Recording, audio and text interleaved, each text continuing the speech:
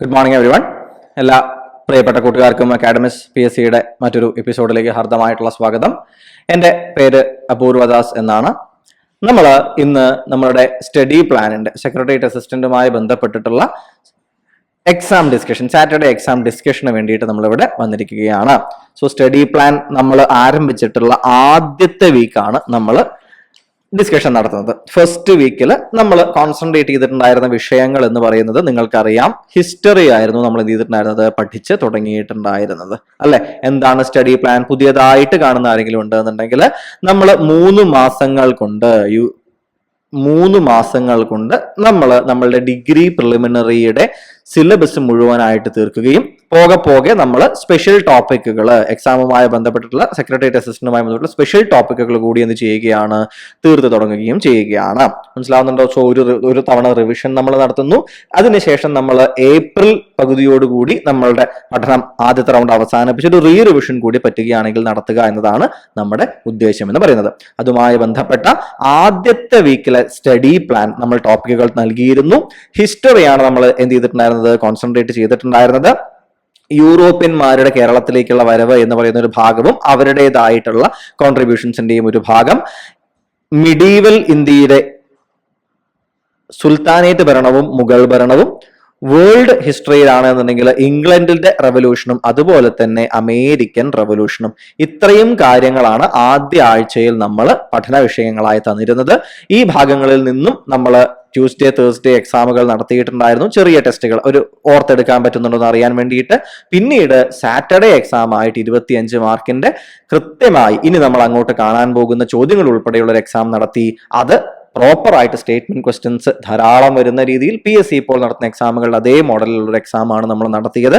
അതിന്റെ ഡിസ്കഷനാണ് നമ്മളിവിടെ നടത്താൻ പോകുന്നത്. സോ ഒരാഴ്ചത്തെ ഭാഗങ്ങൾ കൃത്യമായി പഠിച്ച് സാറ്റർഡേ എക്സാം എഴുതി സൺഡേ ഡിസ്കഷൻ വന്ന ആളുകളോട് ഞാൻ പറയട്ടെ, you are in the right direction. നിങ്ങൾ വളരെ ശരിയായ ഡയറക്ഷനിലാണ് ഇപ്പോൾ പോയിക്കൊണ്ടിരിക്കുന്നത്. കൃത്യമായി 3 മാസം നിങ്ങളത് ഫോളോ ചെയ്ത് കഴിഞ്ഞാൽ നിങ്ങൾക്ക് ഏതൊരു PSC എക്സാം, ഡിഗ്രി ലെവലിലുള്ള ഏതൊരു PSC എക്സാമിന്റെയും പ്രിലിമിനറി പരീക്ഷ എന്ന് പറയുന്നതും ഇവൻ മെയിൻസിലെ പകുതിയും എന്താവും, വളരെ ക്ലിയർ ആയിട്ട് നിങ്ങൾക്ക് പഠിച്ച് മാറ്റിവെക്കാനായിട്ട് കഴിയും. സോ ടാഗ് അലോങ്, നമുക്ക് എന്ത് ചെയ്യാം, ആദ്യ ആഴ്ചത്തെ പഠനം ഡിസ്കഷനിലൂടെ നമുക്ക് അവസാനിപ്പിക്കാം. അപ്പോൾ ഇനി സമയം വൈകാതെ ആദ്യ ചോദ്യത്തിലേക്ക് പോവുകയാണ്. ദ വെരി ഫസ്റ്റ് ക്വസ്റ്റ്യൻ: താഴെ തരുന്ന പ്രസ്താവനകൾ പരിശോധിക്കുക. അവയിൽ ശരിയായ പ്രസ്താവന അല്ലെങ്കിൽ പ്രസ്താവനകൾ ഏത് എന്നതാണ് ചോദ്യം. താഴെ തരുന്ന പ്രസ്താവനകൾ പരിശോധിക്കുക. അവയിൽ ശരിയായ പ്രസ്താവനകൾ ഏത് എന്നതാണ് ചോദ്യം വരുന്നത്. നോക്കൂ, ആദ്യത്തെ സ്റ്റേറ്റ്മെന്റ് സെന്റ് ഗബ്രിയേൽ എന്ന കപ്പലിലാണ് വാസ്കോഡ ഗാമ എവിടെ എത്തുന്നത്, കാപ്പാട് എത്തിച്ചേരുന്നത് എന്നതാണ് ആദ്യ സ്റ്റേറ്റ്മെന്റ്. രണ്ടാം സ്റ്റേറ്റ്മെന്റ് പറയുന്നു, കണ്ണൂര് സന്ദർശിച്ച ഗാമയെ കോലത്തിരി ഊഷ്മളമായി വരവേറ്റു എന്ന് പറയുന്നു. 1502 രണ്ടാമത് ഇന്ത്യയിലേക്ക് വന്ന വാസ്കോഡ ഗാമ വൈസ്രോയി ആയിട്ടാണ് എത്തിയത് എന്ന് മൂന്നാമത്തെ സ്റ്റേറ്റ്മെന്റ് പറയുന്നു. നോക്കൂ, എനിക്ക് തോന്നുന്നു ആദ്യ സ്റ്റേറ്റ്മെന്റിൽ ആർക്കും സംശയം ഉണ്ടാവില്ല. വളരെ ബേസിക്കായ, കാലങ്ങളായി നമ്മൾ വായിക്കുന്ന ഒരു വാചകമാണ്. സെന്റ് ഗബ്രിയേലിലാണ് എന്ത് ചെയ്യുന്നത്, വാസ്കോഡ ഗാമ ഇവിടേക്ക് എത്തിച്ചേരുന്നത് എന്ന് പറഞ്ഞിട്ട് അല്ലെ. വേറെ 2 കപ്പൽ കൂടി ഉണ്ടായിരുന്നല്ലോ. ഏതെല്ലാമായിരുന്നു ഒപ്പം ഉണ്ടായിരുന്നത്? സെന്റ് റാഫേൽ അല്ലെ, സെന്റ് റാഫേലും അതുപോലെ തന്നെ സെന്റ് ബെറിയോയും സെന്റ് റാഫേലും കൂടി ഉണ്ടായിരുന്നു. സെന്റ് ഗബ്രിയേലിലാണ് വാസ്കോഡ ഗാമ സഞ്ചരിച്ചിരുന്നത്. സോ ആദ്യത്തെ സ്റ്റേറ്റ്മെന്റ് ശരിയാണ് എന്ന് നമുക്ക് മനസ്സിലാക്കാൻ സാധിക്കും. ഇനി രണ്ടാമത്തെ സ്റ്റേറ്റ്മെന്റ്, കണ്ണൂര് സന്ദർശിച്ച ഗാമയെ കോലത്തിരി ഊഷ്മളമായി സ്വീകരിച്ചു. ആ കാലഘട്ടത്തിലെ കഥ നമ്മൾ വളരെ വ്യക്തമായി ക്ലാസ്സിൽ പറഞ്ഞിട്ടുണ്ടായിരുന്നു അല്ലെ. എന്താ ഉണ്ടാകുന്നത്, കോഴിക്കോട് കാപ്പാടിലേക്ക് വന്നെത്തുന്ന ഗാമയുടെ കപ്പലുകളെ സാമൂതിരി ആ സമയത്ത് ആചാരപ്രകാരം സ്വീകരിക്കുന്നുണ്ട്. പക്ഷെ ഗാമയുടെ ആവശ്യങ്ങള് വളരെയധികം എന്തായിരുന്നു, വ്യത്യസ്തങ്ങളായ ആവശ്യങ്ങളായിരുന്നു. തങ്ങളുമായി മാത്രം കച്ചവടം ചെയ്യണം, അവിടുത്തെ അറബികളായിട്ടുള്ള കച്ചവടക്കാരെ എന്ത് ചെയ്യണം, അവിടെ നിന്ന് പരമാവധി ഒഴിവാക്കണം. അങ്ങനെയെല്ലാമുള്ള ആവശ്യങ്ങൾ മുന്നോട്ട് വെച്ച ഗാമയോട് വളരെ കോൾഡ് ആയിട്ടുള്ള മെന്റാലിറ്റി പുലർത്തുക മാത്രമല്ല, ഗാമ എന്ത് ചെയ്യുന്നുണ്ട്, വാസ്കോഡ ഗാമയുടെ ഒരു ആവശ്യം എന്ന് പറയുന്നത് എന്തായിരുന്നു, തന്റെ എന്താ പറയുക അനുയായികളിൽ കുറച്ച് ആളുകളെ കോഴിക്കോട്ട് നിർത്താൻ വേണ്ടിയിട്ട് അനുവദിക്കണം. എന്തിനു വേണ്ടിയിട്ട് തങ്ങളുടെ ചരക്കുകൾ അവിടെ സൂക്ഷിക്കാനായിട്ട് സമ്മതിക്കണം എന്ന് അവിടേക്ക് ആവശ്യപ്പെടുകയും, പക്ഷെ ഇത് സാമൂതിരിക്ക് സമ്മതമായിരുന്നില്ല. അവിടത്തെ അറബ്സ് ആയിട്ടുള്ള കച്ചവടക്കാർ വർഷങ്ങളായിട്ട് എന്ത് ചെയ്യുന്നുണ്ട്, കോഴിക്കോടുമായിട്ട് കച്ചവടമുള്ളവരാണ്. അപ്പൊ അവർക്ക് തീർച്ചയായിട്ടും ഗാമയുടെ വരവിൽ എന്തുണ്ടായിരുന്നു, വളരെയധികം അവര് സംശയാലുക്കളായിരുന്നു. കാരണം ഡയറക്ട്ലി അറബ്സും അതുപോലെ തന്നെ യൂറോപ്യന്മാരും തമ്മിൽ നടന്നിട്ടുള്ള പ്രശ്നങ്ങളായിരുന്നു കോൺസ്റ്റാന്റിനോപ്പിളിന്റെ പതനത്തിന് കാരണമായതും ആഫ്രിക്കയിലെ മുനമ്പ് ചുറ്റിക്കൊണ്ട് ഇന്ത്യയിലേക്കുള്ള ഒരു വഴി കണ്ടെത്താനായിട്ട് യൂറോപ്യന്മാരെ എന്ത് ചെയ്തതും അവർക്ക് അത് വളരെ അത്യാവശ്യമായിട്ടുള്ള കാര്യമായി മാറുകയും ചെയ്തത്. അപ്പൊ അറബ്സ് ഇവർ ഇങ്ങനെ ഒരു റൂട്ടിലൂടെ നേരിട്ട് എത്തി തുടങ്ങി എന്ന് കണ്ടത് അറബികളെയും തീർച്ചയായിട്ടും എന്തായിരിക്കാം, അവരുടെ മുന്നിലും ഒരു ക്വസ്റ്റ്യൻ മാർക്ക് സൃഷ്ടിച്ചിട്ടുണ്ടാവാം. അപ്പോൾ എന്തൊക്കെയാണെന്നുണ്ടെങ്കിലും സാമൂതിരി ഗാമയുടെ ഇത്തരത്തിലുള്ള ആവശ്യങ്ങൾ നിരസിച്ചു. അതിനെ തുടർന്ന് എന്ത് ചെയ്യുകയാണ്, തൊട്ടുമുകളിൽ സാമൂതിരി അന്നത്തെ എന്തായിരുന്നു, ഇവിടത്തെ ഒരു സാമൂതിരിയാണ് ആ കേരളത്തിൽ ഒരു വലിയ ഭാഗം നിയന്ത്രിച്ചിരുന്നത്. തൊട്ടുമുകളിൽ കണ്ണൂരിലായിരുന്നു ആരുണ്ടായിരുന്നത്, കോലത്തിരിയുടെ നാടുണ്ടായിരുന്നത്, അല്ലെ.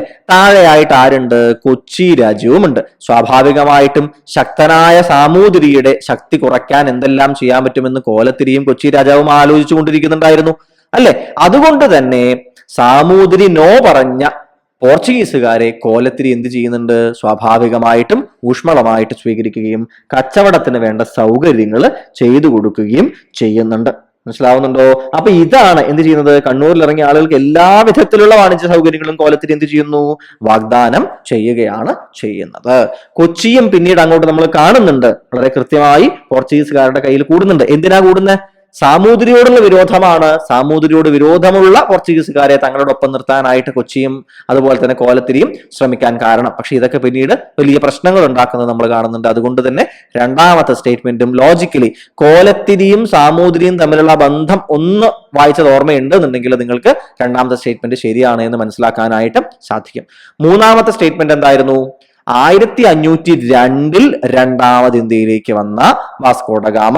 അത് ശരിയാണോ? 1502 രണ്ടാമത് ഇന്ത്യയിലേക്ക് വരുന്നുണ്ടോ? തീർച്ചയായിട്ടും വരുന്നുണ്ട്, അല്ലെ. വാസ്കോഡ ഗാമ തിരിച്ച് പോർച്ചുഗലിൽ ലിസ്ബണിൽ എത്തുമ്പോൾ 60 ഇരട്ടി യാത്രയ്ക്കും ബാക്കിയുള്ള കാര്യങ്ങൾക്കും ചിലവായ തുകയുടെ 60 ഇരട്ടി ലാഭമാണ് ആ ഒരു ട്രിപ്പില് ഗാമയുടെ കൂട്ടർ ഉണ്ടാക്കുന്നത്.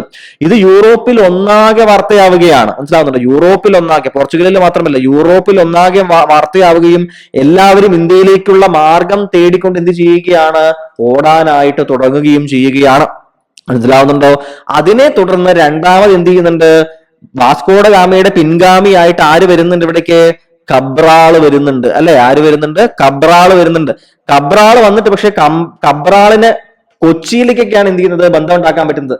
അതുപോലെ തന്നെ സാമൂതിരിയുമായിട്ട് ഒരു രീതിയിലും എന്ത് ചെയ്യുന്നില്ല, നല്ല ബന്ധം ഉണ്ടാക്കാൻ പറ്റുന്നില്ലെന്ന് മാത്രമല്ല, കബ്രാളിന്റെ സമയത്ത് ജനങ്ങൾ, കോഴിക്കോട്ടിലെ ജനങ്ങൾ തന്നെ എന്ത് ചെയ്യുന്നുണ്ട്, അതിശക്തമായിട്ടുള്ള രീതിയിൽ പ്രതികരിക്കുന്നുണ്ട്. മനസ്സിലാവുന്നുണ്ടോ? പ്രതികരിക്കുന്നുണ്ട്. ഐറിസ് കൊറിയയും മറ്റും എന്താണ് ഇത്തിരി പ്രശ്നങ്ങൾ ഉണ്ടാക്കുന്നതൊക്കെ പറയാം. വ്യാപാരശാല എന്ന് നിൽക്കുന്നുണ്ട്, അല്ലെ. കബ്രാളിന്റെ കൂടെ ഉണ്ടായിരുന്ന ആളായിരുന്നു വളരെ ഫേമസ് ആയിട്ടുള്ള ഐറിസ് കൊറിയ.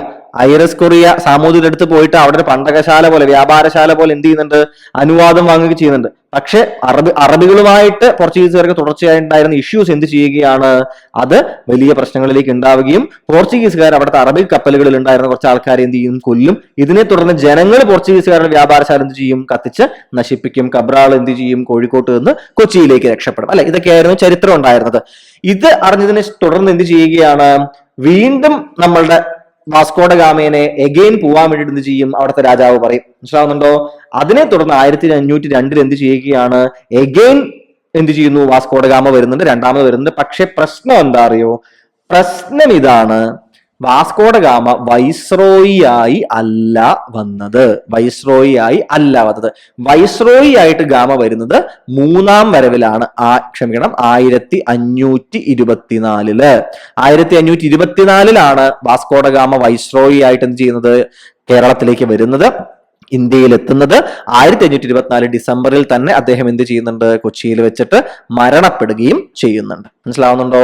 സോ മൂന്നാമത്തെ സ്റ്റേറ്റ്മെന്റിൽ ഈ വൈസ്രോയി ആയി വന്നു എന്ന് പറയുന്നത് തെറ്റായിട്ടുള്ള സ്റ്റേറ്റ്മെന്റ് ആണ്. സോ 1ഉം 2ഉം മാത്രമാണ് എന്ത്, ശരിയായ സ്റ്റേറ്റ്മെന്റ്. അപ്പൊ ഇതിൽ ശരിയായ സ്റ്റേറ്റ്മെന്റ് ഏതാണ്, 1 and 2 ഓൺലി എന്ന് പറയുന്നതാണ് ശരിയായ സ്റ്റേറ്റ്മെന്റ്. ഇനി ഒരു കാര്യം നോക്കൂ നിങ്ങൾ, ഇവിടെ നമുക്ക് ഈ സ്റ്റേറ്റ്മെന്റുകൾ തന്നിട്ടുണ്ട് അല്ലെ. ഇതില് 1502 രണ്ടാമത് വൈസ്രോയി ആയി വരുന്നത് മൂന്നാമത്തെ തവണയാണെന്നുള്ളത് നമ്മൾ സ്ഥിരമായി പണ്ട് മുതൽ അറിയുന്ന ഒരു കാര്യമാണ്. അപ്പൊ 3 തെറ്റാണ് എന്ന് നമ്മൾ മനസ്സിലാക്കിയെന്ന് വിചാരിക്കൂ. അപ്പൊ നമുക്ക് ഇതിൽ ഏതൊക്കെ ഓപ്ഷൻസ് കളയാൻ പറ്റും? ഒന്നാമത്തെ ഓപ്ഷൻ നമുക്ക് കളയാൻ പറ്റും, നാലാമത്തെ ഓപ്ഷൻ നമുക്ക് കളയാൻ പറ്റും. ഇത് രണ്ടും ഈ ഒരൊറ്റ സ്റ്റേറ്റ്മെന്റ് അറിഞ്ഞാൽ തന്നെ നമുക്ക് എന്ത് ചെയ്യാൻ പറ്റും? ഇത് രണ്ടും നമുക്ക് കളയാനായിട്ട് സാധിക്കുമെന്നൂടെ. അപ്പൊ രണ്ടെണ്ണത്തിലേക്ക് കൊണ്ടുവന്ന് 1ഉം 2ഉം മാത്രം നമ്മൾ എന്ത് ചെയ്താൽ മതി? നമ്മൾ പരിശോധിച്ചാൽ മതിയാകും. മനസ്സിലാവുന്നുണ്ടോ? അപ്പോ ഇതിലെ ഏതെങ്കിലും ഒരു സ്റ്റേറ്റ്മെന്റ് മാത്രം അറിഞ്ഞു കഴിഞ്ഞാൽ, ഒരു സ്റ്റേറ്റ്മെന്റ് അറിയുന്നത് കൊണ്ട് ഗുണമുണ്ടോ? നോക്കൂ, സെന്റ് ഗബ്രിയേൽ വളരെ ബേസിക് കാര്യമാണ്. അതുകൊണ്ട് തന്നെ എല്ലാ സ്റ്റേറ്റ്മെന്റിലും എന്താണ്? അത് ശരിയാണ്. ഒന്ന് അറിഞ്ഞിട്ട് നമുക്ക് ഒരു കാര്യമില്ല. 2ലും 3ലുമാണ് എന്ത് ചെയ്യുന്നത്? കളി കിടക്കുന്നത്. അത് വളരെ കൃത്യമായിട്ട് നിങ്ങൾ എന്ത് ചെയ്യേണ്ടതുണ്ട്? ഐഡന്റിഫൈ ചെയ്യേണ്ടതുണ്ട്. സോ എലിമിനേറ്റ് ചെയ്യാൻ പറ്റുന്ന 2 എണ്ണം എന്ത് ചെയ്യുന്നുണ്ട്? ഇവിടെ കിടക്കുന്നുണ്ട് എന്ന് നിങ്ങൾ മനസ്സിലാക്കുക. അടുത്ത ചോദ്യത്തിലേക്ക് പോവുകയല്ലേ? എങ്ങനെയാണെന്നുണ്ടെങ്കിൽ next question, who among the following put forward blue water policy? മലയാളത്തിൽ എന്താ പറയാ? നീലജല നയം എന്ന് പറയും. എന്താണ് നീലജല നയം? ഈ ബ്ലൂ വാട്ടർ പോളിസി പല കാലങ്ങളിലായി പല ആളുകൾ നടപ്പിലാക്കിയിട്ടുണ്ട്, മോഡേൺ കാലഘട്ടത്തിൽ ഉൾപ്പെടെ. ഇപ്പൊ ഈ അടുത്തായിട്ട് നമുക്ക് അറിയാലോ, റഷ്യ എന്ത് ചെയ്തിട്ടുണ്ട്? യുക്രൈനെ എന്ത് ചെയ്തിട്ടുണ്ട്? ആക്രമിച്ചിട്ടുണ്ട്. യുക്രൈന്റെ താഴെയുള്ള ക്രിമിയൻ പെനിൻസുല റഷ്യ അതിനു മുമ്പ് തന്നെ 2014 പിടിച്ചെടുത്തിട്ടുണ്ട്. ഇത് എന്തിനാണെന്നറിയോ കൂട്ടുകാർക്ക്? ഇതിനെ വാം വാട്ടർ പോളിസി എന്ന് പറയും. എന്താണ് വാം വാട്ടർ പോളിസി? എന്താണ് വാം വാട്ടർ പോളിസി? നോക്കൂ, റഷ്യക്ക് പിന്നീടുള്ള കപ്പൽ കൊണ്ട് പോകാൻ പറ്റുന്ന ഭാഗം മുഴുവൻ ഇപ്പുറത്തുള്ള ആർട്ടിക് ഓഷ്യന്റെ ഭാഗത്താണ്. ഈ ആർട്ടിക് ഓഷ്യൻ പലപ്പോഴും മഞ്ഞ് മൂടി മഞ്ഞുകട്ടകളാൽ നിറഞ്ഞു കിടക്കുന്ന ഓഷ്യനാണ്. സോ റഷ്യക്ക് എന്ത് ചെയ്യണം? വിന്റർ സമയമാവുന്ന സമയത്ത് ഈ വഴിക്ക് കപ്പൽ കൊണ്ടുപോകാൻ പറ്റൂല. ഇപ്പോ ആർട്ടിക്കൽ രീതികളൊക്കെ മാറുന്നുണ്ട്, സ്റ്റിൽ ഞാൻ പറയാണ്. അപ്പൊ എപ്പോഴും വർഷം മുഴുവൻ ആക്സസ് ഉള്ള എന്താണ് ഒരു ഭാഗം റഷ്യക്ക് വേണം. ഇതുകൂടിയാണ് ക്രിമിയ അനക്സ് ചെയ്യാൻ വേണ്ടിയിട്ട് റഷ്യ എന്ത് ചെയ്യുന്നത്? നയിച്ചത്. ഇപ്പൊ എന്താണ്? റഷ്യക്ക് കൃത്യമായിട്ട് ക്രിമിയ ഉണ്ട്. ഇപ്പോ യുക്രൈനെ ആക്രമിച്ചിട്ട് ഏതാണ്ട് ഈ ഒരു രീതിയിലാണ് റഷ്യ എന്ത് ചെയ്യുന്നത്? സ്ഥലങ്ങൾ പിടിച്ചെടുക്കുന്നത്. നിങ്ങൾ മാപ്പ് ശ്രദ്ധിച്ച് അറിയാൻ പറ്റും. അപ്പൊ എന്ത് ചെയ്യാണ്? ക്രിമിയയിലേക്ക് വളരെ കൃത്യമായിട്ട് വളരെ വിശാലമായ ഒരു കോറിഡോറിലൂടെ കണക്ഷൻ ക്രിമിയ എന്ത് ചെയ്യുകയാണ്? ഇപ്പുറത്തേക്ക് എന്ത് ചെയ്യുന്നുണ്ട്? ബ്ലാക്ക് സീയിലേക്ക് കടന്ന് നിൽക്കുന്നുണ്ട്. ബ്ലാക്ക് സീയിൽ നിന്ന് എവിടേക്ക് എൻട്രി ഉണ്ട്? മെഡിറ്ററേനിയൻ സീയിലേക്ക് എൻട്രി ഉണ്ട്. മെഡിറ്ററേനിയനിലേക്ക് എൻട്രി ചെയ്ത് കഴിഞ്ഞാൽ എവിടേക്ക് വരാം? സൂയസ് കനാൽ വഴിക്ക് ഇന്ത്യൻ ഓഷ്യനിലേക്കും കടക്കാം. അതുപോലെ തന്നെ സ്ട്രെയിറ്റ് ഓഫ് ജിബ്രാൾട്ടറിലൂടെ എവിടേക്കും കടക്കാം? അറ്റ്ലാന്റിക് ഓഷ്യനിലേക്കും കടക്കാം. സോ ഈ ഒരു ഭാഗം റഷ്യക്ക് അതുകൊണ്ട് വളരെയധികം ഇമ്പോർട്ടന്റ് ആണ്. മനസ്സിലാവുന്നുണ്ടോ? ഇത് വാം വാട്ടർ പോളിസി എന്ന് എന്ത് ചെയ്യും? പറയാറുണ്ട്. പല കാലങ്ങളിലായിട്ട് എന്താണ് ആ പേരിൽ അറിയപ്പെടാറുണ്ട്. ഇതുപോലെ ബ്ലൂ വാട്ടർ പോളിസി ഉണ്ടായിരുന്ന ഒരു കാര്യമുണ്ട്. എന്താണ് ബ്ലൂ വാട്ടർ പോളിസി? കടലിൽ നമ്മൾ പവർഫുൾ ആവണം. If we are strong on the seas, നമ്മൾ എന്താണ്? We are strong on the land എന്ന് എന്ത് ചെയ്തിരുന്നു? അന്ന് വിശ്വസിച്ചിട്ടുണ്ടായിരുന്നു. മനസ്സിലാവുന്നുണ്ടോ? കടലിൽ നമ്മൾ ശക്തരാണെങ്കിൽ കരയിലും നമ്മൾ സ്വാഭാവികമായിട്ട് ശക്തരാകും. കാരണം കച്ചവടം മുഴുവൻ കടൽ വഴിക്കാണ് നടക്കുന്നത്. അതുകൊണ്ട് തന്നെ അവിടെ ആരെങ്കിലും നമ്മളെ പിടിച്ചു നിർത്തിയാൽ കരയിലുള്ള നമ്മുടെ ബലവും കുറയും. മനസ്സിലാവുന്നുണ്ടോ? ഈ ബ്ലൂ വാട്ടർ പോളിസി മുന്നോട്ട് വെച്ചത് വേറെ ആരുമല്ല, പോർച്ചുഗീസുകാരുടെ ആദ്യത്തെ വൈസ്രോയി ആയിട്ടുള്ള ഫ്രാൻസിസ്കോ ഡെ അൽമേഡ ആയിരുന്നു. He was the first viceroy. അത് പ്രത്യേകം ആലോചിക്കാനായിട്ട് ശ്രദ്ധിക്കുക. ആരായിരുന്നു ഫസ്റ്റ് വൈസ്രോയ് എന്ന് പറയുന്നത്? ഫ്രാൻസിസ്കോ ഡെ അൽമേഡ ആയിരുന്നു. ഏത് വർഷമായിരുന്നു? 1505 നിയമിക്കപ്പെട്ട അദ്ദേഹം 1509 വരെയാണ് വൈസ്രോയി ആയിട്ടുണ്ടായിരുന്നത്. മനസ്സിലായോ? ഇന്ത്യയിലെ ആദ്യത്തെ പോർച്ചുഗീസ് വൈസ്രോയി ഫ്രാൻസിസ്കോ ഡെ അൽമേഡ. അദ്ദേഹത്തിന്റെ പ്രധാനപ്പെട്ട നയമായിരുന്നു നീലജല നയം അഥവാ ബ്ലൂ വാട്ടർ പോളിസി. വളരെ ശക്തമായ രീതിയിൽ ഒരു നേവൽ പ്രസൻസ് ഉണ്ടാക്കിയെടുക്കുക, നാവിക സൈന്യത്തിനെ വളർത്തിയെടുക്കുക എന്നതായിരുന്നു ഈ നയത്തിന്റെ പ്രധാനപ്പെട്ട ഉദ്ദേശം. ഓക്കെ ആണേ? സംശയങ്ങളില്ലല്ലോ. അടുത്ത ചോദ്യത്തിലേക്ക് പോവുകയല്ല. എങ്ങനെയാണെന്നുണ്ടെങ്കിൽ നെക്സ്റ്റ് ക്വസ്റ്റ്യൻ, കൺസിഡർ. നമ്മള് അഗെയിൻ പറയട്ടെ, ഇംഗ്ലീഷ് ക്വസ്റ്റ്യൻസും മലയാളം ക്വസ്റ്റ്യൻസും മിക്സ് ചെയ്തുകൊണ്ടാണ് നമ്മൾ നിങ്ങൾക്ക് തന്നിട്ടുള്ളത്. കാരണം നമ്മൾ ക്വസ്റ്റ്യൻ പേപ്പർ ഒന്നാമത് അങ്ങനെയാണ്, ഇംഗ്ലീഷിലും മലയാളത്തിലും ഉണ്ടാകും. Again I repeat this particular fact. എപ്പോഴെങ്കിലും ഒരു പ്രശ്നം ഒരു ചോദ്യത്തിൽ ഉണ്ടായാൽ അവരെവിടേക്കാണ് പോവുക? ഇംഗ്ലീഷിലുള്ള ചോദ്യത്തിലേക്കാണ് PSC എന്ത് ചെയ്യുക? നോക്കാനായിട്ട് പോവുക. അതുകൊണ്ട് തന്നെ ഇംഗ്ലീഷിൽ ചോദ്യങ്ങൾ വായിച്ച് മനസ്സിലാക്കാനുള്ള ഒരു എബിലിറ്റി നിങ്ങൾ ഉണ്ടാക്കിയെടുത്താൽ നിങ്ങൾക്ക് പരീക്ഷകളിൽ പലപ്പോഴും മലയാളം വായിച്ചിട്ട് പറ്റുന്ന പല അബദ്ധങ്ങൾ ഒഴിവാക്കാൻ പറ്റും. കാരണം ഇംഗ്ലീഷിൽ ചോദ്യങ്ങൾ ഉണ്ടാക്കിയിട്ട് അവർ പലപ്പോഴും ഗൂഗിൾ ട്രാൻസ്ലേറ്ററിൽ ഇട്ടിട്ട് വെറുതെ അതങ്ങ് മലയാളത്തിലേക്ക് മാറ്റുകയാണ്. പലപ്പോഴും പല വാചകങ്ങളും അർത്ഥം തന്നെ എന്താണ്? ക്ലിയർ അല്ലാത്ത രീതിയിലേക്ക് പോകും. നിങ്ങൾ പരാതി കൊടുത്താൽ അവരെന്ത് പറയും? അവര് നമ്മളുടെ തുടക്കത്തിൽ വായിച്ചു നോക്കാൻ വേണ്ടിയിട്ട് ഒരു ഭാഗം തരില്ലേ പരീക്ഷാ പേപ്പറിൽ? അവിടെ വ്യക്തമായിട്ട് ഒരു സ്ഥലത്ത് എഴുതിയിട്ടുണ്ട് എന്തെങ്കിലും തർക്കം വന്നാൽ ഇംഗ്ലീഷ് ക്വസ്റ്റ്യൻ ആണ് പരിശോധിക്കുക എന്നുള്ളത്. മനസ്സിലാവുന്നുണ്ടോ? അതുകൊണ്ട് ഇംഗ്ലീഷ് ക്വസ്റ്റ്യൻ നിങ്ങൾ വായിച്ച് ശീലിക്കുക. നിങ്ങൾ മലയാളം മീഡിയത്തിലുള്ള ആളുകളാണെങ്കിൽ പോലും, ഞാൻ മലയാളം മീഡിയത്തിൽ പഠിച്ചു വളർന്ന ഒരാളാണ് 10ാം ക്ലാസ് വരെയൊക്കെ. അതിനുശേഷമാണ് ഞാൻ ഇംഗ്ലീഷ് മീഡിയത്തിലേക്ക് മാറിയത്. സോ നമുക്ക് എന്ത് ചെയ്യണം? അഡാപ്റ്റ് ചെയ്യേണ്ടതുണ്ട്. So we have to adapt.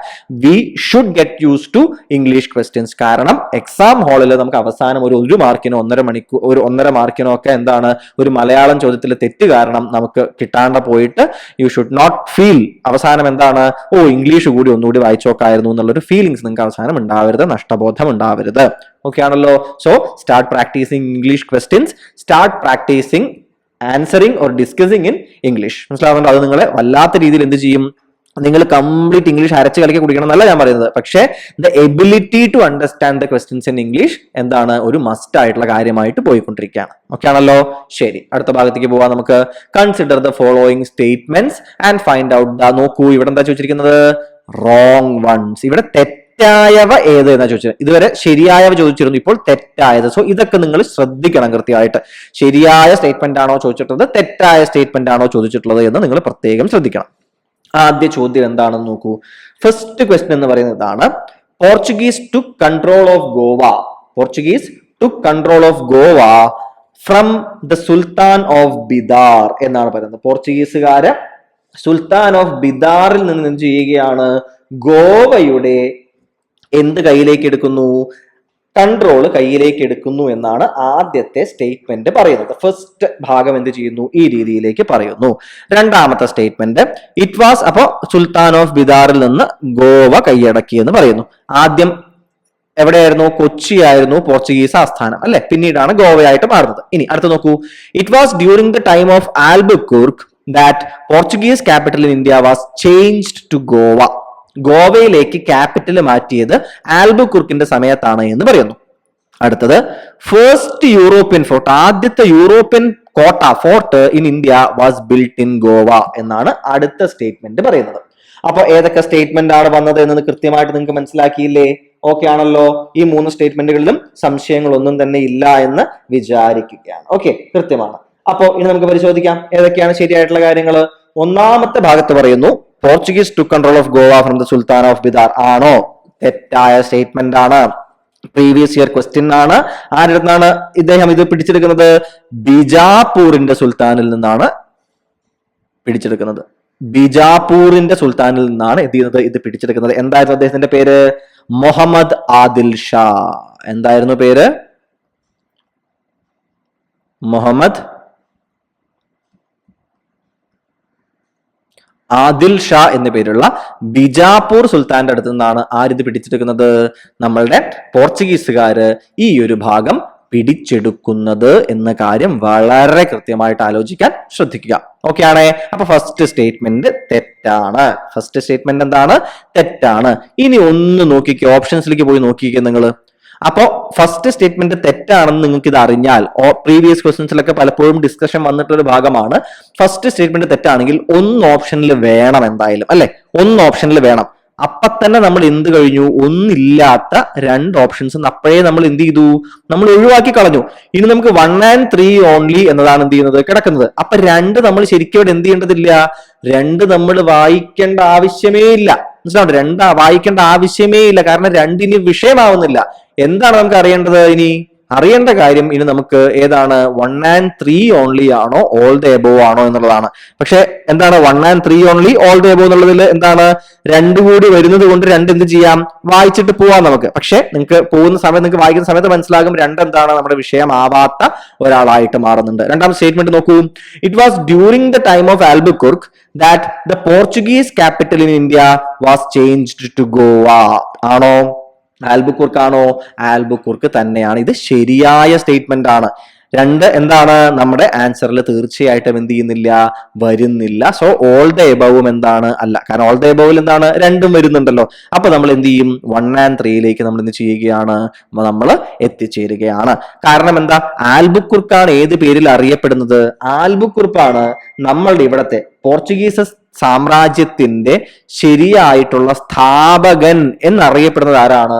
ആൽബുക്കുർക്കാണ്. ഞാൻ പറയുന്ന കാര്യം മനസ്സിലാവുന്നുണ്ടോ നിങ്ങൾക്ക്? ആൽബുക്കുർക്ക് ഈസ് നോൺ ആസ് എന്താണ് the person who established or the real in a real way ആരാണ് ഇവിടുത്തെ പോർച്ചുഗീസിലെ ഒരു സാമ്രാജ്യം ഇന്ത്യയിൽ എസ്റ്റാബ്ലിഷ് ചെയ്യുന്നത് ചോദിച്ചു കഴിഞ്ഞാൽ അത് ആൽബുക്കുർക്കാണ്. കാരണം എന്താണ്, അദ്ദേഹം മുന്നോട്ട് വെച്ച് അദ്ദേഹം കുറെ യുദ്ധങ്ങൾ നടത്തിയിട്ടുണ്ടായിരുന്നു. ഇനി വേറൊരു കാര്യം ചോദിക്കട്ടെ, നമ്മൾ മൂന്നാമത്തെ statement the first European fort in India was built in Goa എന്ന് പറയുന്നുണ്ട്. ഇത് എന്തുകൊണ്ടാണ് ഇത് തെറ്റായ സ്റ്റേറ്റ്മെന്റ് ആകുന്നത്? കാരണം ആദ്യത്തെ ഫോർട്ട്, യൂറോപ്യൻ ഫോർട്ട് എന്ന് പറയുന്നത് എവിടെയാണ് ലഭിക്കുന്നത്? കൊച്ചിയിലാണ് നിർമ്മിക്കപ്പെടുന്നത്. 1503 നിർമ്മിക്കപ്പെട്ട ഏതാണ്? ആയക്കോട്ട അല്ലെ? ഏതാണ്? ആയക്കോട്ട. അല്ലെങ്കിൽ ഇത് ഏത് പേരിലൊക്കെ അറിയപ്പെടുന്നുണ്ട്? പള്ളിപ്പുറം കോട്ട അല്ലെ? പല പല പേരിൽ ഇത് അറിയപ്പെടുന്നില്ലേ? ആയക്കോട്ട, പള്ളിപ്പുറം കോട്ട എന്ന പേരിലൊക്കെ അറിയപ്പെടുന്ന ഈ കോട്ട ആരായിരുന്നു? ആൽബുക്കുർക്കാണ് നിർമ്മിക്കുന്നത്. ആരാണ്?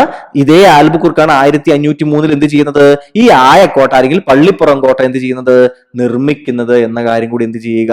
നിങ്ങൾ ആലോചിക്കുന്നതിന് വേണ്ടിയിട്ട് ശ്രദ്ധിക്കുക. ഓക്കെ അല്ലേ? അപ്പോ ഈ 3 സ്റ്റേറ്റ്മെന്റുകളും എന്താണ്? പല രീതിയിൽ പല തവണയായിട്ട് ഓരോ ഇടങ്ങളിൽ ചോദ്യങ്ങളായി വന്നിട്ടുള്ള ഭാഗങ്ങളാണ്. അതുകൊണ്ട് തന്നെ എന്ത് ചെയ്യുക? ഈ ഭാഗം കൃത്യമായിട്ട് ഓർത്തിരിക്കാനായിട്ട് കൂട്ടുകാര് ശ്രദ്ധിക്കുക. ഓക്കെ അല്ലേ? സോ ആയക്കോട്ട അഥവാ പള്ളിപ്പുറം കോട്ട എന്ന പേരിലൊക്കെ അറിയപ്പെടുന്ന കോട്ട എവിടെയാണ്? കൊച്ചിയിലാണ്. അതായിരുന്നു ആദ്യത്തെ എന്തെന്ന് പറയുന്നത് നമ്മളുടെ അതായിരുന്നു നമ്മളുടെ ആദ്യത്തെ യൂറോപ്യൻ കോട്ട ഇന്ത്യയിൽ ഉണ്ടായിരുന്നത്. ഓക്കെ, ഫൈൻ ആണല്ലോ? കൃത്യമാണെന്ന് വിചാരിക്കുന്നു. അടുത്ത ഭാഗത്തേക്ക് പോവുകയാണ്. സോ ആൽബുക്കുർക്ക് അറിയപ്പെടുന്ന കാര്യങ്ങൾ എന്തൊക്കെയാണ്? ആയക്കോട്ട നിർമ്മിച്ചു എന്നുള്ളത് അദ്ദേഹത്തിന്റെ ഒരു പ്രധാനപ്പെട്ട കാര്യമാണ്. അതുപോലെ തന്നെ കോഴിക്കോട് നഗരം ആക്രമിച്ച വൈസ്രോയി, കോഴിക്കോട് നഗരം ആക്രമിച്ച വൈസ്രോയി ആൽബുക്കുർക്കായിരുന്നു. അതുപോലെ തന്നെ വളരെ പ്രധാനപ്പെട്ട മറ്റൊന്നുണ്ടായിരുന്നു അല്ലെ? എന്താണ്? സങ്കര കോളനി വ്യവസ്ഥ. സങ്കര കോളനി വ്യവസ്ഥ ആരായിരുന്നു? സങ്കര കോളനി വ്യവസ്ഥ ഇതേപോലെ തന്നെ നമ്മളുടെ ആൽബുക്കുർക്കായിരുന്നു എന്ത് ചെയ്തത്? മുന്നോട്ട് വെച്ചത്. അത് പക്ഷെ ഒരു പരാജയത്തിലേക്കാണ് എത്തിയത്. ബട്ട് സ്റ്റിൽ എന്തായിരുന്നു സങ്കര കോളനി വ്യവസ്ഥ? എന്തായിരുന്നു? അതായത് നമ്മൾ പോർച്ചുഗീസുകാരായിട്ടുള്ള ആൾക്കാരോട് ഇന്ത്യക്കാരായിട്ടുള്ള ആൾക്കാർ എന്ത് ചെയ്യുകയാണ്? വിവാഹം കഴിക്കാനും ആ രീതിയിൽ നാട്ടിലെ ആളുകളുമായിട്ട് എന്താണ് ഒരു സങ്കരമായിട്ടുള്ള ബന്ധം ഉണ്ടാക്കാനും അങ്ങനെ നാട്ടുകാർക്ക് തന്നെ ഇവര് നമ്മളുടെ ആളുകളാണ് എന്നൊരു ഫീൽ ഉണ്ടാക്കിയെടുക്കാനൊക്കെ എന്താണ് ശ്രമിച്ചതായിരുന്നു. പക്ഷെ അത് പോർച്ചുഗീസുകാർക്കും ഇന്ത്യക്കാർക്കും ആർക്കും എന്താണ് ഒരു താല്പര്യമില്ലാത്ത രീതിയിലേക്ക് പോവുകയും അതെന്തായി മാറുകയാണ്? വലിയൊരു പരാജയമായിട്ട് മാറുകയും ചെയ്യുന്നുണ്ട്. അതുപോലെ തന്നെ സതി നിരോധിച്ച ആള് ആരാണ്? അതും ആൽബുക്കുർക്ക് തന്നെയാണ്. സതി നിരോധിച്ച ആളുമാര് തന്നെയാണ് നമ്മുടെ ആൽബുക്കുർക്ക് തന്നെയാണ് എന്ന കാര്യം കൂട്ടുകാർ ആലോചിക്കാൻ ശ്രദ്ധിക്കുക. ഓക്കെ ആണേ? സംശയങ്ങളൊന്നും ആ ഭാഗത്ത് ഇല്ല എന്ന് വിശ്വസിക്കുന്നു. നെക്സ്റ്റ് ചോദ്യത്തിലേക്ക് പോവുകയല്ലേ? അടുത്ത ചോദ്യം, consider the following statements and find out the right one. ശരിയായവ തിരിച്ചറിയാനാണ് പറയുന്നത്. ആദ്യ ചോദ്യം, ഇത് പ്രീവിയസ് ആയിട്ടുള്ള ഒരു പ്രിലിംസിലാണെന്നാണ് എന്റെ ഓർമ്മ. ഒരു സ്റ്റേറ്റ്മെന്റ് ആയിട്ട് വന്നിട്ടുള്ള കാര്യമായിരുന്നു ഇത്. Raja of Purakkad was known as the brother in arms to the king of Portugal. Purakkad രാജാവാണ് എന്താണ്? പുറക്കാട് രാജാവാണ് ഏത് പേരിൽ അറിയപ്പെട്ടിട്ടുണ്ടായിരുന്നത്? പോർച്ചുഗീസ് രാജാവിന്റെ സൈനിക സഹോദരൻ. പോർച്ചുഗീസ് രാജാവിന്റെ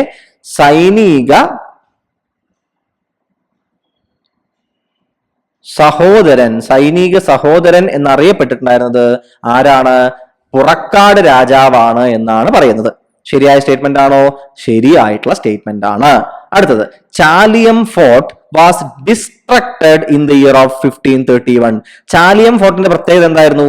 അത് അറിയപ്പെട്ടിരുന്നത്, മുൻപ് വന്നിട്ടുള്ള ചോദ്യമാണ്, ശ്രദ്ധിക്കുക, സാമൂതിരിയുടെ കണ്ഠത്തിലേക്ക്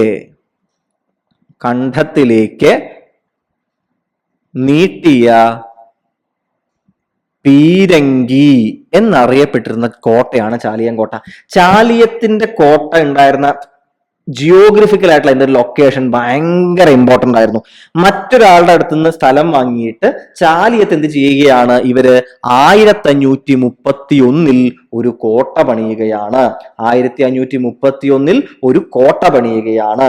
ഈ കോട്ട സാമൂതിരിയെ സംബന്ധിച്ചിടത്തോളം അദ്ദേഹത്തിന്റെ സൈനിക നീക്കത്തിനും അദ്ദേഹത്തിൻ്റെതായിട്ടുള്ള മുന്നോട്ട് പോക്കിനും വളരെ കൃത്യമായിട്ട് എന്തായിരുന്നു? ഒരു പ്രശ്നമാകുമായിരുന്നു. മനസ്സിലാവുന്നുണ്ടോ നിങ്ങൾക്ക്? അതുകൊണ്ട് തന്നെ എങ്ങനെയാണ് ചാലിയം കോട്ട എന്ത് ചെയ്യാനായിട്ട് സാധിക്കുക? നശിപ്പിക്കാൻ പറ്റുക എന്ന് ആലോചിച്ചു. ഈ ചാലിയം കോട്ട ആരാ നിർമ്മിച്ചറിയോ നിങ്ങൾക്ക്? പോർച്ചുഗീസ് ഗവർണർ ആയിട്ടുള്ള നിനോ ഡെ കുൻഹയാണ് ഈ ചാലിയം കോട്ട നിർമ്മിക്കുന്നത്. മനസ്സിലാവുന്നുണ്ടോ? ഇത് ഇത്രയധികം എന്താ പറയുക ഇമ്പോർട്ടന്റ് ആയിട്ടുള്ള സ്ഥലത്തായതുകൊണ്ട് തന്നെ സാമൂതിരിക്ക് ഇത് വലിയ തലവേദനയായിരുന്നു. ഇതിനെ തുടർന്ന് 1571 ആ കാലഘട്ടത്തിലെ കുഞ്ഞാലി മരക്കാറും സൈന്യവും എല്ലാവരും കൂടി ചേർന്നിട്ട് എന്ത് ചെയ്യുകയാണ്? കോട്ട വളയുകയും കോട്ട അശേഷം എന്ത് ചെയ്യുകയാണ്? നശിപ്പിച്ചു കളയുകയും ചെയ്യുകയാണ്. മനസ്സിലാവുന്ന കൂട്ടുകാർക്ക് ഒന്നും ബാക്കിയില്ലാത്ത വിധം, അതായത് ഒരു കല്ലിന്മേൽ കല്ലില്ലാത്ത വിധം നശിപ്പിച്ചു എന്നാണ് എന്ത് ചെയ്യുന്നത് എഴുതിയിരിക്കുന്നത് അന്നത്തെ കാലത്തെ കൃതികളിൽ എഴുതിയിരിക്കുന്നത് എന്നൊക്കെയാണ് ശ്രീധര മേനോന്റെ കേരള ചരിത്രത്തിൽ പറയുന്നത്. ഒരു കല്ലിന്റെ മേൽ കല്ല് പോലും ഇല്ലാത്ത വിധത്തിൽ നശിപ്പിച്ചു എന്ന്. മനസ്സിലാവുന്നുണ്ടോ? സോ 1571 ഇത് നശിപ്പിക്കുന്നത്. 1531 31 അത് നിർമ്മിക്കുന്ന വർഷമാണ് നിനോഡോയ്ക്കുൻഹ. ഓക്കെ ആണല്ലോ? സോ സെക്കൻഡ് സ്റ്റേറ്റ്മെന്റ് തെറ്റാകുന്നു. എക്സ്ട്രാ കുറെ ഇൻഫർമേഷൻസ് ഞാൻ പറയുന്നുണ്ട്. ആ വർഷങ്ങള്, ആ സ്റ്റേറ്റ്മെന്റുകള് ഉണ്ടാക്കിയ ആള് അവയെല്ലാം നോട്ട് ഡൗൺ ചെയ്ത് വെക്കുക. പല തവണയായി ചോദിച്ച ചോദ്യങ്ങളാണ് ഞാൻ ഈ പറയുന്നത്. അവ വെറുതെ കഥയായി മാത്രം പറയുകയില്ല. ഈ കഥകളിൽ നിന്നായിരിക്കും നിങ്ങൾക്കുള്ള അടുത്ത ചോദ്യം ചിലപ്പോൾ വരിക. സോ വളരെ കൃത്യമായിട്ട് ഇവ നോട്ട് ഡൗൺ ചെയ്യാനായിട്ട് ശ്രമിക്കുക. നമ്മളുടെ സാറ്റർഡേ എക്സാമിന്റെ ഉദ്ദേശം തന്നെ എന്താണ്? ആ 25 ചോദ്യം കാണാണ്ട് പഠിക്കലല്ല, അതുമായി ബന്ധപ്പെട്ട കാര്യങ്ങൾ പഠിക്കുക, എക്സാം എഴുതുക എന്നുള്ളതൊരു ശീലമാക്കി മാറ്റുക, റിവിഷൻ നടത്തുക, റിവിഷൻ നടത്തുക. ഇതെല്ലാമാണ് സാറ്റർഡേ എക്സാം കൊണ്ട് നമ്മൾ ഉദ്ദേശിക്കുന്നത്. സൺഡേ ഡിസ്കഷൻ നമ്മൾ ഇത്രയും വിശദമായി തരാൻ കാരണവും എന്ത് തന്നെയാണ്? നിങ്ങൾക്ക് ഒന്നുകൂടി കാര്യങ്ങൾ വ്യക്തമായി മനസ്സിലാകണമെന്ന് നമുക്ക് നിർബന്ധമുള്ളത് കൊണ്ടാണ്. സോ വളരെ കൃത്യമായിട്ട് നോക്കാനായിട്ട് ശ്രദ്ധിക്കുക. മൂന്നാമത്തെ സ്റ്റേറ്റ്മെന്റ് നോക്കൂ. Kunjali 3 also known as Pattu Marakkar was the only Kunjali not to have died in a battle. ഒരു യുദ്ധത്തില്, ഒരു പോരാട്ടത്തിൽ മരണപ്പെടാത്ത ഒരേ ഒരു കുഞ്ഞാലി മരക്കാർ കുഞ്ഞാലി മൂന്നാമനാണ്. അദ്ദേഹം പട്ടുമരക്കാർ എന്ന പേരിലാണ് അറിയപ്പെട്ടിരുന്നത് എന്നാണ് സ്റ്റേറ്റ്മെന്റ്. ശരിയായ സ്റ്റേറ്റ്മെന്റ് ആണ്. ബാക്കി 4 പ്രധാനപ്പെട്ട കുഞ്ഞാലിമാരെയാണ് നമ്മൾ എന്ത് ചെയ്യുന്നത്? നമ്മൾ പഠിക്കുന്നത്. 4 പ്രധാനപ്പെട്ട കുഞ്ഞാലിമാരെ കുറിച്ചാണ് നമ്മൾ എന്ത് ചെയ്യുന്നത്? നമ്മൾ ഈ മൊത്തത്തിൽ പോർച്ചുഗീസുകാരെ കുറിച്ച് പഠിക്കുന്ന സമയത്ത് നമ്മൾ പഠിക്കുന്നത്. ഇനി ഇതിലെ ഓരോ കുഞ്ഞാലിമാരും, ഒന്നാമത്തെ കുഞ്ഞാലി, ഓരോരുത്തരും ഓരോ പേരിൽ അറിയപ്പെട്ടിരുന്നത് അല്ലെ. ഒന്നാമത്തെ കുഞ്ഞാലി അറിയപ്പെട്ടിരുന്ന പേരെന്തായിരുന്നു? കുട്ടിയാലി. ഏതാണ്? കുട്ടിയാലി എന്ന പേരിലാണ് ഒന്നാമത്തെ കുഞ്ഞാലി അറിയപ്പെട്ടിരുന്നത്. രണ്ടാമത്തെ കുഞ്ഞാലി അറിയപ്പെട്ടിട്ടുണ്ടോ? കുട്ടിപ്പോക്കറാലി. ഏതാണ്? കുട്ടിപ്പോക്കറാലി എന്ന് രണ്ടാമത്തെ ആള്. മൂന്നാമത്തെ ആള് ഏത് പേരിൽ അറിയപ്പെട്ടിട്ടുണ്ടായിരുന്നു? പട്ടുമരക്കാർ അല്ലെങ്കിൽ പടമരക്കാർ. പട്ടുമരക്കാർ അല്ലെങ്കിൽ പടമരക്കാർ എന്ന പേരിൽ മൂന്നാമത്തെ ആൾ അറിയപ്പെട്ടിട്ടുണ്ടായിരുന്നു. നാലാമത്തെ ആൾ ഏത് പേരിൽ അറിയപ്പെട്ടിട്ടുണ്ടായിരുന്നത്? നാലാമത്തെ ആര് പല പല പേരുകൾ എന്ത് ചെയ്തിട്ടുണ്ടായിരുന്നു? എടുത്തിട്ടുണ്ടായിരുന്നു. മനസ്സിലാവുന്ന കൂട്ടുകാർക്ക് പല പല പേരുകൾ അദ്ദേഹം എന്ത് ചെയ്തിട്ടുണ്ടായിരുന്നു? എടുത്തിട്ടുണ്ടായിരുന്നു. ഇന്ത്യൻ സമുദ്രങ്ങളുടെ അധിനായകൻ, മുസ്ലിങ്ങളുടെ രാജാവ്, മൂറുകളുടെ രാജാവ്, ഈ പേരുകളിൽ എന്ത് ചെയ്തിട്ടുണ്ടായിരുന്നു? പല പല പേരുകളിൽ അദ്ദേഹം എന്ത് ചെയ്തിട്ടുണ്ടായിരുന്നു? അദ്ദേഹം പേരുകൾ സ്വന്തമാക്കിയിട്ടുണ്ടായിരുന്നു. അവ പക്ഷെ അവസാനം സാമൂതിരിയുമായിട്ട് ഇടയുന്നതിനും പിന്നീട് അദ്ദേഹത്തിന്റെ തന്നെ മരണത്തിലേക്കുമാണ് പിന്നീട് എന്ത് ചെയ്യുന്നത്?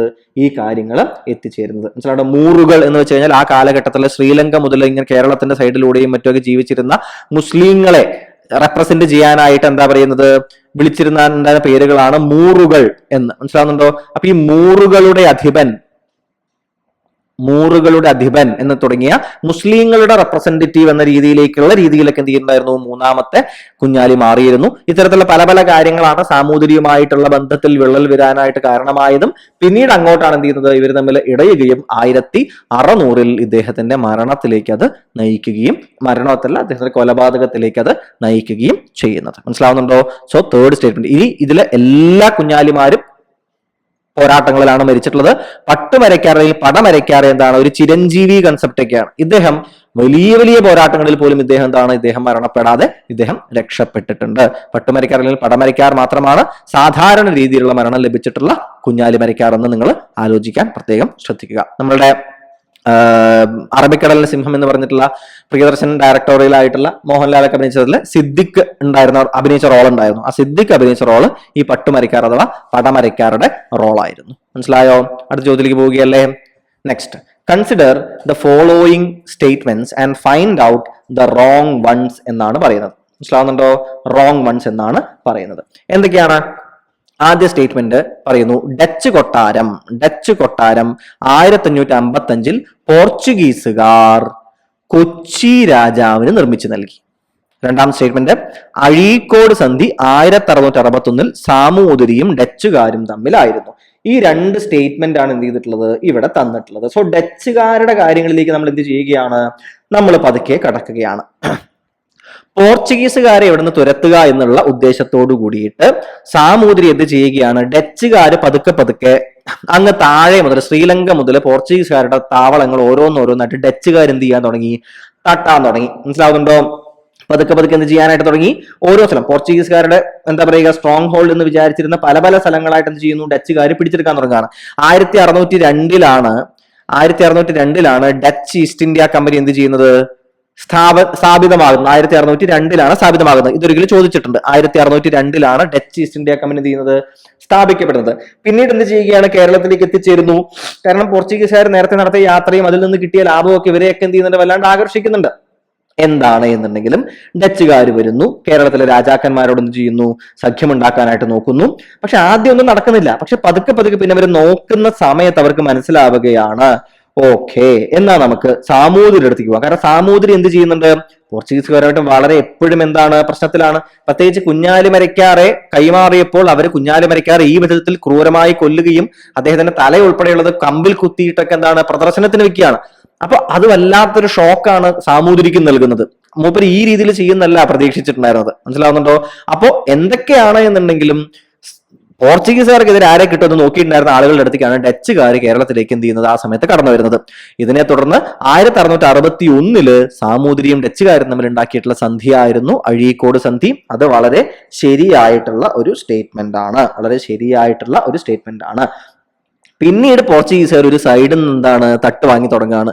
ഡച്ചുകാര് ശ്രീലങ്കയുടെ താഴെ മുതൽ ഇങ്ങോട്ട് പിന്നെ വടക്കോട്ട് മുകളിലോട്ട് കയറി ആറ്റിങ്ങല്, വേണാടിന്റെ ഏരിയ, ആറ്റിങ്ങല്, പിന്നീട് മുകളിലേക്ക് വന്ന ഓരോ സ്ഥലമായിട്ട് കായംകുളത്തിന്റെ സൈഡിൽ ഓരോ ആൾക്കാരായിട്ടും എന്താണ് ഇതുണ്ടാക്കുകയാണ്, ഉടമ്പടികൾ ഉണ്ടാക്കുന്നു. പോർച്ചുഗീസുകാർ എന്ത് ചെയ്യുകയാണ്, വിടുകയാണ്. ആ കൂടി കൊല്ലത്തെ റാണിയായിട്ട് എന്ത് ചെയ്യുന്നുണ്ട്, കൃത്യമായിട്ട് ഉടമ്പടി ഉണ്ടാക്കുന്നുണ്ട്. കൃത്യമായിട്ട് അവർക്ക് വഴങ്ങാണ്ട് മാറി നിൽക്കുന്ന ഒരു കൂട്ടർ ആരായിരുന്നു, ഡച്ചുകാരുമായിട്ട് ഇത്തിരി മാറി നിൽക്കുന്ന കൂട്ടർ വേണാടും, അതുപോലെ തന്നെ എന്താണ് പിന്നീട് നമ്മളുടെ തിരുവിതാംകൂറായി മാറുന്ന മാർത്താണ്ഡവർമ്മ തുടങ്ങിയിട്ടുള്ള ആളുകൾ വേണാടുണ്ടല്ലോ, അന്നത്തെ വേണാട്. ആ വേണാടുമായിട്ട് അത്രയ്ക്ക് എന്ത് ചെയ്യുന്നില്ല, കൃത്യമായിട്ടുള്ള ഒരു തലത്തിലേക്ക് മാറാനായിട്ട് സാധിക്കുന്നില്ല. ബാക്കി ഇടങ്ങളിലേക്കൊക്കെ ഇവർ എന്ത് ചെയ്യുന്നുണ്ട്, കടന്നു പോകുന്നുണ്ട്. അതേപോലെ 1555 നമ്മൾ ഈ ഡച്ച് കൊട്ടാരം എന്ന് നമ്മൾ വിളിച്ചുകൊണ്ടേയിരിക്കുന്ന ഒരു ഭാഗമുണ്ട് അല്ലെ. 1555 ഇത് പണിയുന്നത്, ഇത് നിർമ്മിക്കുന്നത് ആരാണെന്ന് അറിയാമോ? അത് പോർച്ചുഗീസുകാരായിരുന്നു. ആരായിരുന്നു? പോർച്ചുഗീസുകാരാണ് ഡച്ച് കൊട്ടാരം നിർമ്മിക്കുന്നത്. ആദ്യം ഇത് ഡച്ച് കൊട്ടാരം എന്ന പേരിലല്ല എന്ത് ചെയ്തിട്ടുണ്ടായിരുന്നത്, ഇത് അറിയപ്പെട്ടിട്ടുണ്ടായിരുന്നത്. ഞാൻ പറയുന്ന കാര്യം നിങ്ങൾക്ക് മനസ്സിലാവുന്നുണ്ടോ? ഡച്ച് കൊട്ടാരം എന്ന പേരിലല്ല എന്ത് ചെയ്യുന്നുണ്ടായിരുന്നത്, ഇത് അറിയപ്പെട്ടിട്ടുണ്ടായിരുന്നത് കൊച്ചി രാജാവായിട്ടുണ്ടായിരുന്ന വീരകേരളവർമ്മയ്ക്ക് വേണ്ടി കേരളവർമ്മയ്ക്ക് വേണ്ടിയിട്ട് പോർച്ചുഗീസുകാര് പണിയിച്ചു കൊടുത്ത കൊട്ടാരമായിരുന്നു ഇത്. ഇത് അറിയപ്പെട്ടിട്ടുണ്ടായിരുന്നത് മട്ടാഞ്ചേരി പാലസ് എന്ന പേരിലായിരുന്നു. എന്ത് പേരിലായിരുന്നു? മട്ടാഞ്ചേരി പാലസ് എന്ന പേരിലാണ് ഈ കൊട്ടാരം അറിയപ്പെട്ടിരുന്നത്. പിന്നീട് എന്ത് ചെയ്യുകയാണ്, ഡച്ചുകാര് വന്നിട്ട് 1663 കാലഘട്ടത്തിൽ പോർച്ചുഗീസുകാരെ കൊച്ചിയിൽ നിന്ന് തുരത്തുകയാണ്. മനസ്സിലാവുന്നുണ്ടോ? പോർച്ചുഗീസുകാർ എന്ത് ചെയ്യുകയാണ്, തുരത്തുകയും അതിനെ തുടർന്ന് ഡച്ചുകാര് പോർച്ചുഗീസുകാരിൽ നിന്ന് ഡച്ചുകാര് കൊച്ചി പിടിച്ചെടുക്കുന്ന വർഷമാണ് 1663 എന്ന് പറയുന്നത്. ഈ 1663 കൊച്ചി എന്ത് ചെയ്യുകയാണ്, പിടിച്ചെടുക്കുകയും ഈ കോട്ടയെ പിന്നീട് പുതുക്കി പണിയുകയും ചെയ്യുന്നു. അതിനുശേഷമാണ് ഈ പാലസ്, കോട്ടയല്ല ഈ കൊട്ടാരം ഏത് പേരിൽ അറിയപ്പെടുന്നത്? ഡച്ച് കൊട്ടാരം എന്ന പേരിൽ അറിയപ്പെടുന്നത്. സോ ഡച്ച് കൊട്ടാരം പണിതത് പോർച്ചുഗീസുകാരാണ്, ഡച്ചുകാരല്ല എന്ന കാര്യം കൃത്യമായി ആലോചിക്കാൻ ശ്രദ്ധിക്കുക. പണിത വർഷം 555, അത് ഡച്ചുകാര് പിടിച്ചെടുത്ത വർഷം 663. കാരണം അപ്പോഴാണ് കൊച്ചി എന്ത് ചെയ്യുന്നത്, ഡച്ചുകാര് പോർച്ചുഗീസുകാരിൽ നിന്ന് പിടിച്ചെടുക്കുന്നത്. ഓക്കെയാണേ, സംശയങ്ങളില്ല എന്ന് വിശ്വസിക്കുന്നു. അടുത്ത ഭാഗം പോവാം. 6ാമത്തെ ചോദ്യം. The battle of Colachel took place in the year of 1741 എന്നുള്ളതാണ് ആദ്യത്തെ statement. Treaty of Mavelikara was in the year of 1743 എന്നതാണ് രണ്ടാമത്തെ statement. Religious policy of Dutch was similar to the Portuguese in India എന്നതാണ് അടുത്ത സ്റ്റേറ്റ്മെന്റ്. അപ്പൊ നമുക്ക് വളരെ കൃത്യമായിട്ട് അറിയാം, ഡച്ചുകാർ എന്ത് ചെയ്യുകയാണ്, ഇങ്ങ് ശ്രീലങ്കയിൽ നിന്ന് തുടങ്ങിയിട്ട് പതുക്കെ പതുക്കെ എന്താണ് മുകളിലോട്ട് ഓരോ പോർച്ചുഗീസുകാരുടെ ഭാഗം അടിച്ചടിച്ച് വരികയാണ്. പക്ഷെ ഇവിടെ ഒരു ചെറിയൊരു ഭാഗം എന്താണ്, ഒരു രാജ്യം, ചെറുതല്ല, ഒരു രാജ്യം ഉണ്ടായിരുന്നു, വേണാട് അല്ലെ. വേണാടുമായി ഡച്ചുകാർക്ക് അത്ര കൃത്യമായിട്ട് ഒരു സഹകരണത്തിൽ പോകാൻ പറ്റിയിരുന്നില്ല. അപ്പോഴാണ് അതായത് ഡച്ചുകാര് ഇന്ത്യയിൽ വളരെ നല്ലൊരു സാമ്രാജ്യം ഉണ്ടാക്കാനുള്ള എല്ലാ സാധ്യതകളും ഉണ്ടായിരുന്നു. ബ്രിട്ടീഷുകാർ പതുക്കെ സീനിലേക്ക് വന്നിട്ടുണ്ട് ഈ കാലഘട്ടത്തിൽ. മനസ്സിലാവുന്നുണ്ടോ? ബ്രിട്ടീഷുകാർ പതുക്കെ എന്ത് ചെയ്തിട്ടുണ്ട്, സീനിലേക്ക് കയറി വന്നിട്ടുണ്ട്. ഇവരാരും പ്രതീക്ഷിക്കാത്ത ഒരാള് മാർത്താണ്ഡവർമ്മ എന്ന പേരിൽ ഒരു പുതിയ ആൾ എന്ത് ചെയ്യുന്നു, ഈ സമയത്ത് തിരുവിതാംകൂറിൽ, അന്ന് തിരുവിതാംകൂർ ആയിട്ടില്ല, വേണാട് എന്ന പേരിലാണ്, തിരുവിതാംകൂർ ആവാൻ പോകുന്നേ ഉള്ളൂ, ഇവിടെ കയറി വരികയാണ്. ഈ കയറി വന്ന ആള് ബ്രിട്ടീഷുകാരുമായി കൃത്യമായി ബന്ധമുണ്ടാക്കുന്നു. ബ്രിട്ടീഷുകാരുടെ സഹായത്തോട് കൂടിയിട്ട് അന്ന് ശക്തിയായി വന്നുകൊണ്ടിരിക്കുന്ന ഡച്ചുകാരെ എന്ത് ചെയ്യുകയാണ്, കൊളച്ചലിൽ വെച്ച് നടക്കുന്ന യുദ്ധത്തില് 741 പരാജയപ്പെടുത്തുന്നു. ഫസ്റ്റ് സ്റ്റേറ്റ്മെന്റ് ശരിയാണ്. ഇതിനെ തുടർന്ന് ഡച്ച് ഭരണം കേരളത്തിൽ അവസാനിപ്പിക്കാൻ കാരണമായിട്ടുള്ള മാവേലിക്കര ഉടമ്പടി ഉണ്ടാവുകയാണ് 1743 അല്ല, 1753. So this statement is wrong. This statement is wrong. മനസ്സിലാവുന്നുണ്ടോ? 741 കൊളച്ചൽ യുദ്ധം നടന്നത്. സോ ഉടനെ തന്നെ ട്രീറ്റി ഓഫ് മാവേലിക്കർ ഉണ്ടായിട്ടുണ്ടാവും, ചിലപ്പോൾ ചിലർക്ക് ഓർക്കാൻ സാധ്യതയുണ്ട്. അങ്ങനെയല്ല, 53 ഒപ്പുവെക്കുന്നത് എന്ന് ആലോചിക്കുക. മാർത്താണ്ഡവർമ്മയാണ് അതിൽ ഒപ്പുവെക്കുന്നത്. ഇനി അടുത്ത ചോദ്യം, religious policy of the Dutch was similar to Portuguese. പോർച്ചുഗീസുകാരുടേതിന് സമാനമായിട്ടുള്ള റിലീജിയസ് പോളിസിയാണ് ഡച്ചുകാരും പിന്തുടർന്നത് എന്നതാണ് എന്ത് ചെയ്യുന്നത്, അടുത്ത ഭാഗത്ത് വരുന്നത്. അങ്ങനെയാണോ ഉണ്ടായിരുന്നത്? ഡച്ചുകാരും അതേ പോളിസിയാണോ എന്ത് ചെയ്തിട്ടുണ്ടായിരുന്നത്, തുടർന്നിട്ടുണ്ടായിരുന്നത്? ആണോ? അങ്ങനെയാണോ? എന്ത് തോന്നുന്നു? തീർച്ചയായിട്ടുമല്ല. പോർച്ചുഗീസുകാർ ഏത് പേരിലാണ് അറിയപ്പെട്ടിട്ടുണ്ടായിരുന്നത്? പോർച്ചുഗീസുകാർ അറിയപ്പെട്ടിരുന്നത് അവരുടെ മതപരമായിട്ടുള്ള അസഹിഷ്ണുതയുടെ പേരിലായിരുന്നു, അല്ലെ? അസഹിഷ്ണുതയുടെ പേരിലാണ് അറിയപ്പെട്ടിട്ടുണ്ടായിരുന്നത്. ഡച്ചുകാർക്ക് അങ്ങനെ പ്രത്യേകിച്ച് പ്രശ്നങ്ങളൊന്നും ഉണ്ടായിരുന്നില്ല. അവർ വളരെ സഹിഷ്ണുതയോട് കൂടിയിട്ടാണ് ഇവിടെ മുന്നോട്ട് പോയിട്ടുണ്ടായിരുന്നത്, അല്ലെ? അതുകൊണ്ട് തന്നെ തേർഡ് സ്റ്റേറ്റ്മെന്റും തെറ്റ്. കാരണം പോർച്ചുഗീസുകാരുടെ മതപരമായിട്ടുള്ള ഇൻടോളറൻസ് കാരണമാണ് എന്തൊക്കെ ഉണ്ടാകുന്നത്, കൂനൻ കുരിശ് സത്യം ഉണ്ടാകുന്നത്, അല്ലെ? സുനഹദോസ്, ഇത്തരത്തിൽ ഒരുപാട് കാര്യങ്ങൾ ഉണ്ടാകുന്നത് എന്തുകൊണ്ടാണ്? ഇത്തരത്തിലുള്ള ഇഷ്യൂസ് കൊണ്ടായിരുന്നു. സോ മൂന്നാം സ്റ്റേറ്റ്മെന്റ് തെറ്റാണ്. അതുകൊണ്ടാണ് പറയുന്നത് ഡച്ചുകാർ ആക്ച്വലി കേരളത്തിൽ വളരെ സുഖമായിട്ട് എന്ത് ചെയ്യുകയാണ്, ഒരു സാമ്രാജ്യം പോലെ ഉണ്ടാക്കുകയും അതുപോലെ തന്നെ എന്ത് ചെയ്യാനായിട്ട് താല്പര്യമുണ്ടായിരുന്നു, ഇവിടെയൊക്കെ പിടിക്കേണ്ടതായിരുന്നു. പക്ഷെ ഇങ്ങനെ ഒരു വിചാരിക്കാത്ത ഒരാൾ അവിടെ കയറി വരികയാണ്, ബ്രിട്ടീഷുകാരുമായിട്ട് സഹകരണം ഉണ്ടാവുകയാണ്, എന്നിട്ട് എന്ത് ചെയ്യുകയാണ്, മുന്നോട്ടേക്ക് പോവുകയാണ്. മനസ്സിലായല്ലോ? അപ്പൊ ആ ഭാഗം കൂട്ടുകാരെന്ത് ചെയ്യുക, കൃത്യമായിട്ട് ആലോചിക്കുന്നതിന് വേണ്ടിയിട്ട് ശ്രദ്ധിക്കുക. Okay, fine. സംശയങ്ങളില്ലല്ലോ ഈ ഭാഗത്തുമായിട്ട് ബന്ധപ്പെട്ടൊന്നും? ഓർക്കുക. അടുത്ത ചോദ്യത്തിലേക്ക് പോവാം, അല്ലെ? ഇനി ഒന്ന് ആലോചിച്ച് നോക്കൂ. ഇവിടുത്തെ options only 1 is true, only 1 and 2 are true, 2 and 3 are true, all are true എന്നാണ് പറയുന്നത്, അല്ലെ? അപ്പോൾ നിങ്ങൾക്ക് ഇതില് ട്രീറ്റി ഓഫ് മാവേലിക്കര 743 അല്ല 53 ആണെന്ന് അറിയാം എന്ന് വിചാരിക്കൂ. 53 ആണെന്ന് അറിയാമെന്ന് വിചാരിക്കും. കാരണം മാവേലിക്കര വളരെ ഫേമസ് ആയിട്ടുള്ള ട്രീറ്റിയാണ്, പ്രധാനപ്പെട്ട ട്രീറ്റികളിൽ ഒന്നാണ്. അപ്പൊ 2 തെറ്റാണെന്ന് മനസ്സിലായാൽ 2 എല്ലാ ഓപ്ഷനും നിങ്ങൾക്ക് കളയാം. സോ സെക്കൻഡ് ലൈൻ മാത്രം വായിക്കുക, ഉത്തരം കണ്ടെത്തുക, 15-20 സെക്കൻഡിൽ എന്ത് ചെയ്യുക, ആൻസർ എഴുതിയിട്ട് എന്ത് ചെയ്യുക, അടുത്ത ക്വസ്റ്റ്യനിലേക്ക് പോവുക. മനസ്സിലാവുന്നുണ്ടോ? ഇതിൽ 3 വായിച്ചിട്ട് ആലോചിക്കേണ്ട ആവശ്യമില്ല. കൊളച്ചൽ ഇപ്പോഴാണോ നടന്ന്, റിലീജിയസ് പോളിസി എന്തായിരുന്നു, ആലോചിക്കേണ്ട. 2 വായിക്കുന്നു, 53 നമുക്ക് അറിയാം, കാരണം പ്രധാനപ്പെട്ട ട്രീറ്റിയാണ്, നിങ്ങൾ അറിഞ്ഞിരിക്കേണ്ട കാര്യമാണ്. 53 വർഷം മനസ്സിലാക്കി, ഇത് തെറ്റാണെന്ന് മനസ്സിലാക്കി, അതുകൊണ്ട് 2 എല്ലാം തെറ്റാണെന്ന് മനസ്സിലാക്കി, 1 മാത്രമേ ശരിയുള്ളൂ, ചെയ്തു പോയി. മനസ്സിലാവുന്നുണ്ടോ? ഇങ്ങനെ നമ്മൾ എന്ത് ചെയ്യണം, കൃത്യമായിട്ട് എലിമിനേറ്റ് ചെയ്യാനായിട്ട് നിങ്ങൾ പഠിച്ചിരിക്കണം, മനസ്സിലാക്കിയിരിക്കണം. അടുത്ത സ്റ്റേറ്റ്മെന്റ്, അടുത്ത ക്വസ്റ്റ്യൻ, താഴെ തരുന്നവയിലെ തെറ്റായ ജോഡി കണ്ടെത്തുക. നോക്കൂ, പണ്ട് മുതലേ എന്താണ് ഇടയ്ക്കിടയ്ക്ക് ചോദ്യങ്ങളിലേക്ക് കയറി വരുന്നതാണ്. ഓരോ വിദേശ ശക്തിയെയും നമ്മൾ വിളിച്ചിരുന്ന പേരുകൾ കൃത്യമായിട്ട് അറിയുമോ എന്ന് പരിശോധിക്കുക, അല്ലെ? ഫ്രഞ്ചുകാര് പരന്ത്രീസുകാരായിരുന്നോ? പരന്ത്രീസുകാരായിരുന്നു. ഡച്ചുകാർ ലാന്തയല്ല കേട്ടോ, ലന്തക്കാരാണ്. ആയിരുന്നോ? തീർച്ചയായും ആയിരുന്നു. ഇംഗ്ലീഷുകാർ ശീമക്കാരാണോ? ഒരു സംശയം ചിലർക്ക് വരാം, അല്ലെ? അവർ വെള്ളക്കാരായിരുന്നില്ലേ? പക്ഷേ ശീമക്കാർ എന്ന പേരിൽ അറിയപ്പെട്ടിരുന്നതും ഇംഗ്ലീഷുകാർ തന്നെയായിരുന്നു. യവനർ ആരാണോ? വളരെ പണ്ട് മുതൽ യവനർ ഫേമസ് ആണ്, അല്ലെ? യവനർ എന്ന് വിളിച്ച ആരെയായിരുന്നു? വിളിച്ചിരുന്നത് ഗ്രീക്കുകാരെയായിരുന്നു. ആരെയാണ്? ഗ്രീക്കുകാരെയായിരുന്നു. So this is the wrong statement. കൃത്യമായിട്ട് ആലോചിക്കുക. യവനർ എന്ന പേരിൽ അറിയപ്പെട്ടിരുന്നത് ഗ്രീക്കുകാരായിരുന്നു. ഓക്കെ ആണല്ലോ? കൃത്യമായിട്ട് ആലോചിക്കാനായിട്ട് ശ്രദ്ധിക്കുക. അടുത്ത ഭാഗത്തേക്ക് പോയാലോ? Next, consider the following statements related to Hortus Malabaricus. അപ്പൊ ഡച്ചുകാരുമായി ബന്ധപ്പെട്ട അല്ലെങ്കിൽ വിദേശ ശക്തികൾ ഇവിടെ വന്നിട്ട് നമുക്ക് തന്ന സംഭാവനകൾ എന്ന തലം നമ്മൾ പഠിക്കുന്ന സമയത്ത് നമ്മൾ ഒട്ടും മുടക്കമില്ലാതെ നമ്മൾ എന്താണ് പഠിക്കുന്ന ഒരു ഭാഗമാണ് ഹോർത്തൂസ് മലബാറിക്കസ്, അല്ലെ? Hortus Malabaricus. ഈ വർഷം നിങ്ങൾ അത് ഒന്നുകൂടി ശക്തമായിട്ട് ഓർക്കേണ്ടതുണ്ട്. എന്തുകൊണ്ടാണ് പറയാം.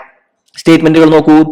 ഇട്ടി Achyuthan was the indigenous person who helped in the preparation of the book. Itti Achyuthan help ചെയ്തിട്ടുണ്ടോ? ഉണ്ട്. KS Manilal translated it in to both English and Malayalam. ശരിയാണോ? ഇംഗ്ലീഷിലേക്ക് മാത്രമാണോ അതോ മലയാളത്തിലേക്ക് മാത്രമാണോ? അല്ല, രണ്ടിലേക്കും KS മണിലാലാണ് ട്രാൻസ്ലേറ്റ് ചെയ്തത്. ശരിയാണ്. അപ്പു ഭട്ട്, വിനായക ഭട്ട്, പിന്നെ ആരാണ്?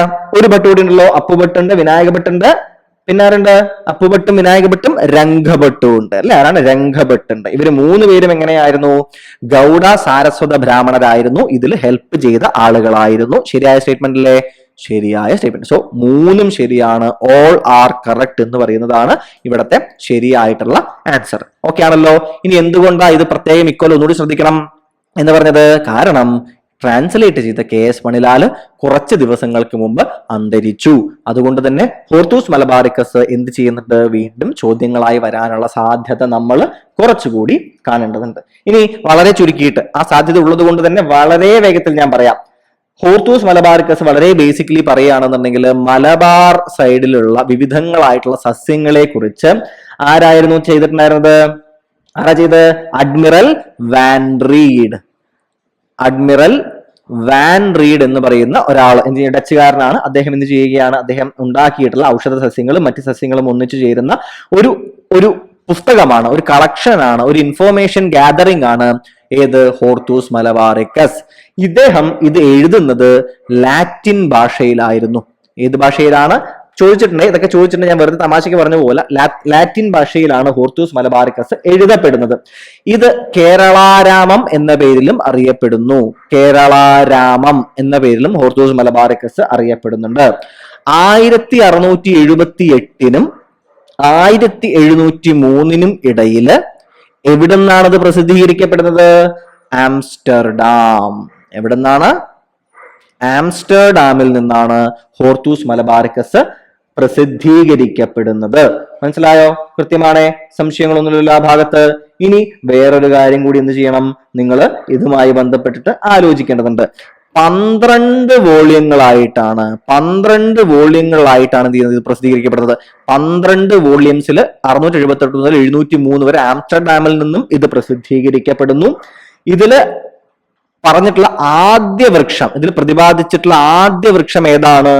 തെങ്ങാണ്. മനസ്സിലാകുന്നുണ്ട്? ആദ്യ വൃക്ഷം ഏതാണ്? തെങ്ങാണ്. മറ്റൊരു പ്രത്യേകത എന്താ അറിയോ കൂട്ടുകാർക്ക്? മറ്റൊരു പ്രത്യേകത, ആദ്യമായിട്ട്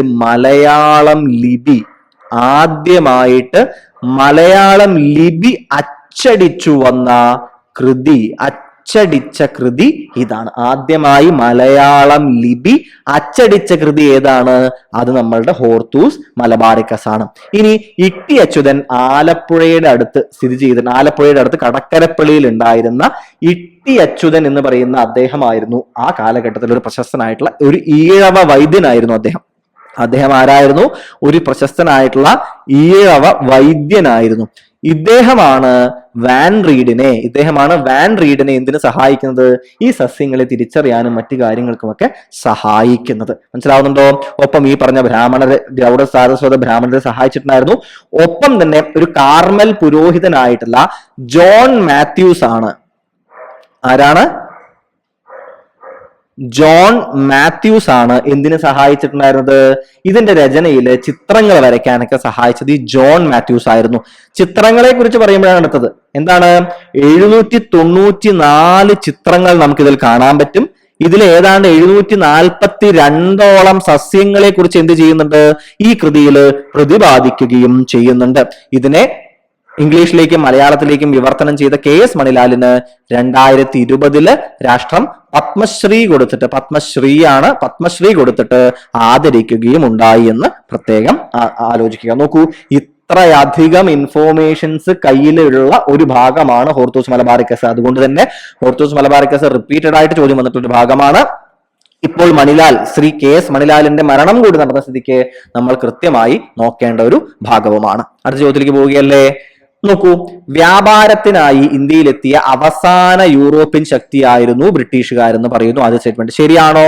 തെറ്റാണ്. നമ്മൾ എപ്പോഴും പഠിക്കുന്നത് അവസാനം ബ്രിട്ടീഷുകാരെ കുറിച്ചായ കാരണം ഇത് ശരിയാണെന്ന് നമ്മൾ വിചാരിക്കും. അല്ല, ആരാണ്? ഫ്രഞ്ചുകാരാണ് അവസാനം വരുന്നത്. ആരാണ്? ഫ്രഞ്ചുകാരാണ് അവസാനം വരുന്നത്. പോർച്ചുഗീസുകാരാണ് ആദ്യം വരുന്നതും അവസാനം പോകുന്നതും പോർച്ചുഗീസുകാരാണ് അല്ലെ. അവസാനം 61 സൈനിക നടപടിയൊക്കെ എടുത്തിട്ട് വേണ്ടി വന്നു ആരെ പറഞ്ഞയക്കാൻ വേണ്ടിയിട്ട്? ഇവന്മാരെ ഒന്ന് പറഞ്ഞയക്കുന്നതിന് വേണ്ടിയിട്ട്. മനസ്സിലാവുന്നുണ്ടോ? സോ ഫ്രഞ്ചുകാരാണ് എന്ത് ചെയ്യുന്നത്? അവസാനം ഇവിടേക്ക് എത്തുന്ന ആളുകളെ എന്ന് ആലോചിക്കാനായിട്ട് ശ്രദ്ധിക്കുക. ഇനി രണ്ടാമത്തെ സ്റ്റേറ്റ്മെന്റ് നോക്കൂ. തിരുവിതാംകൂറിലെ ആദ്യ ബ്രിട്ടീഷ് റെസിഡന്റ്, തിരുവിതാംകൂറിലെ ആദ്യത്തെ ബ്രിട്ടീഷ് റെസിഡന്റ് കേണൽ മക്കാളെ ആയിരുന്നു എന്ന് പറഞ്ഞു. ആണോ? തീർച്ചയായും ശരിയായിട്ടുള്ള സ്റ്റേറ്റ്മെന്റ് ആണ്. 1795. എന്താ 95ന്റെ പ്രത്യേകത കൂട്ടുകാരെ? 1795 ആദ്യമായി എന്ത് സംഭവിക്കുന്നത്? ബ്രിട്ടീഷുകാരും ആദ്യമായി എന്ന് വെച്ച് കഴിഞ്ഞാൽ ബ്രിട്ടീഷുകാരും തിരുവിതാംകൂറും തമ്മിൽ ഒരു ഒരു ഉടമ്പടി ഒപ്പിടുന്നുണ്ട് അല്ലെ. 1795 വളരെ പ്രധാനപ്പെട്ട ഒരു ഉടമ്പടി ഒപ്പിടുന്നുണ്ട്. നമ്മൾ ഇനി അടുത്ത തവണത്തെ ചർച്ചകളിലൊക്കെ നമുക്ക് എന്ത് ചെയ്യാം, അതിനെ കുറിച്ചിട്ടുള്ള കൂടുതൽ കാര്യങ്ങൾ നമുക്ക് എന്ത് ചെയ്യാം, സംസാരിക്കാം. പക്ഷെ 1795 ബ്രിട്ടീഷുകാരെ സംബന്ധിച്ചിടത്തോളം, തിരുവിതാംകൂറിനെ സംബന്ധിച്ചിടത്തോളം വളരെ പ്രധാനപ്പെട്ട ഒരു വർഷമായിരുന്നു. 795 ബ്രിട്ടീഷുകാരുമായിട്ട് എന്ത് ചെയ്യുന്നുണ്ട്? ഒരു ഉടമ്പടി ഒപ്പിടുന്നുണ്ട്. സോ ദാറ്റ് സുഹൃത്തുക്കൾ അല്ലെ, ഫ്രണ്ട്സ് ആണ് എന്ന പേരിൽ നമ്മൾ ഫ്രണ്ട്സ് ആണ് എന്ന പേരിൽ ഒരു ഉടമ്പടി ഒപ്പിടുകയും ഒരു ബ്രിട്ടീഷ് റെസിഡന്റ് പിന്നീട് എന്ത് ചെയ്യുന്നുണ്ട്? അവിടെ ഉണ്ടായി തുടങ്ങുന്നുണ്ട്. അപ്പൊ ആദ്യത്തെ ബ്രിട്ടീഷ് റെസിഡന്റ് ആയിട്ട് തിരുവിതാംകൂറിൽ ആദ്യത്തെ ബ്രിട്ടീഷ് റെസിഡന്റ് ആയിട്ട് കേണൽ മക്കാളെ 795 മുതൽ എന്ത് ചെയ്യുന്നത്? അവിടെ വരുന്നുണ്ട്.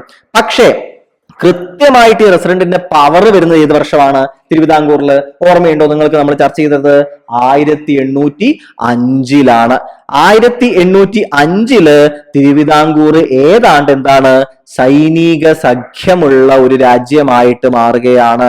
ഒരു സൈനിക സഖ്യമുള്ള രാജ്യമായിട്ട് 805 തിരുവിതാംകൂർ മാറുന്നു. നമ്മൾ പറയാറില്ലേ, സൈന്യത്തിനെ നിർത്താൻ സമ്മതിക്കണം, അതിന് വേണ്ട ചെലവുകൾ എന്ത് ചെയ്യണം, ഒരു നാട്ടുരാജ്യം തന്നെ കൊടുക്കണം അല്ലെ. അപ്പൊ ആ രീതിയിലേക്ക് എന്ത് ചെയ്യുകയാണ്?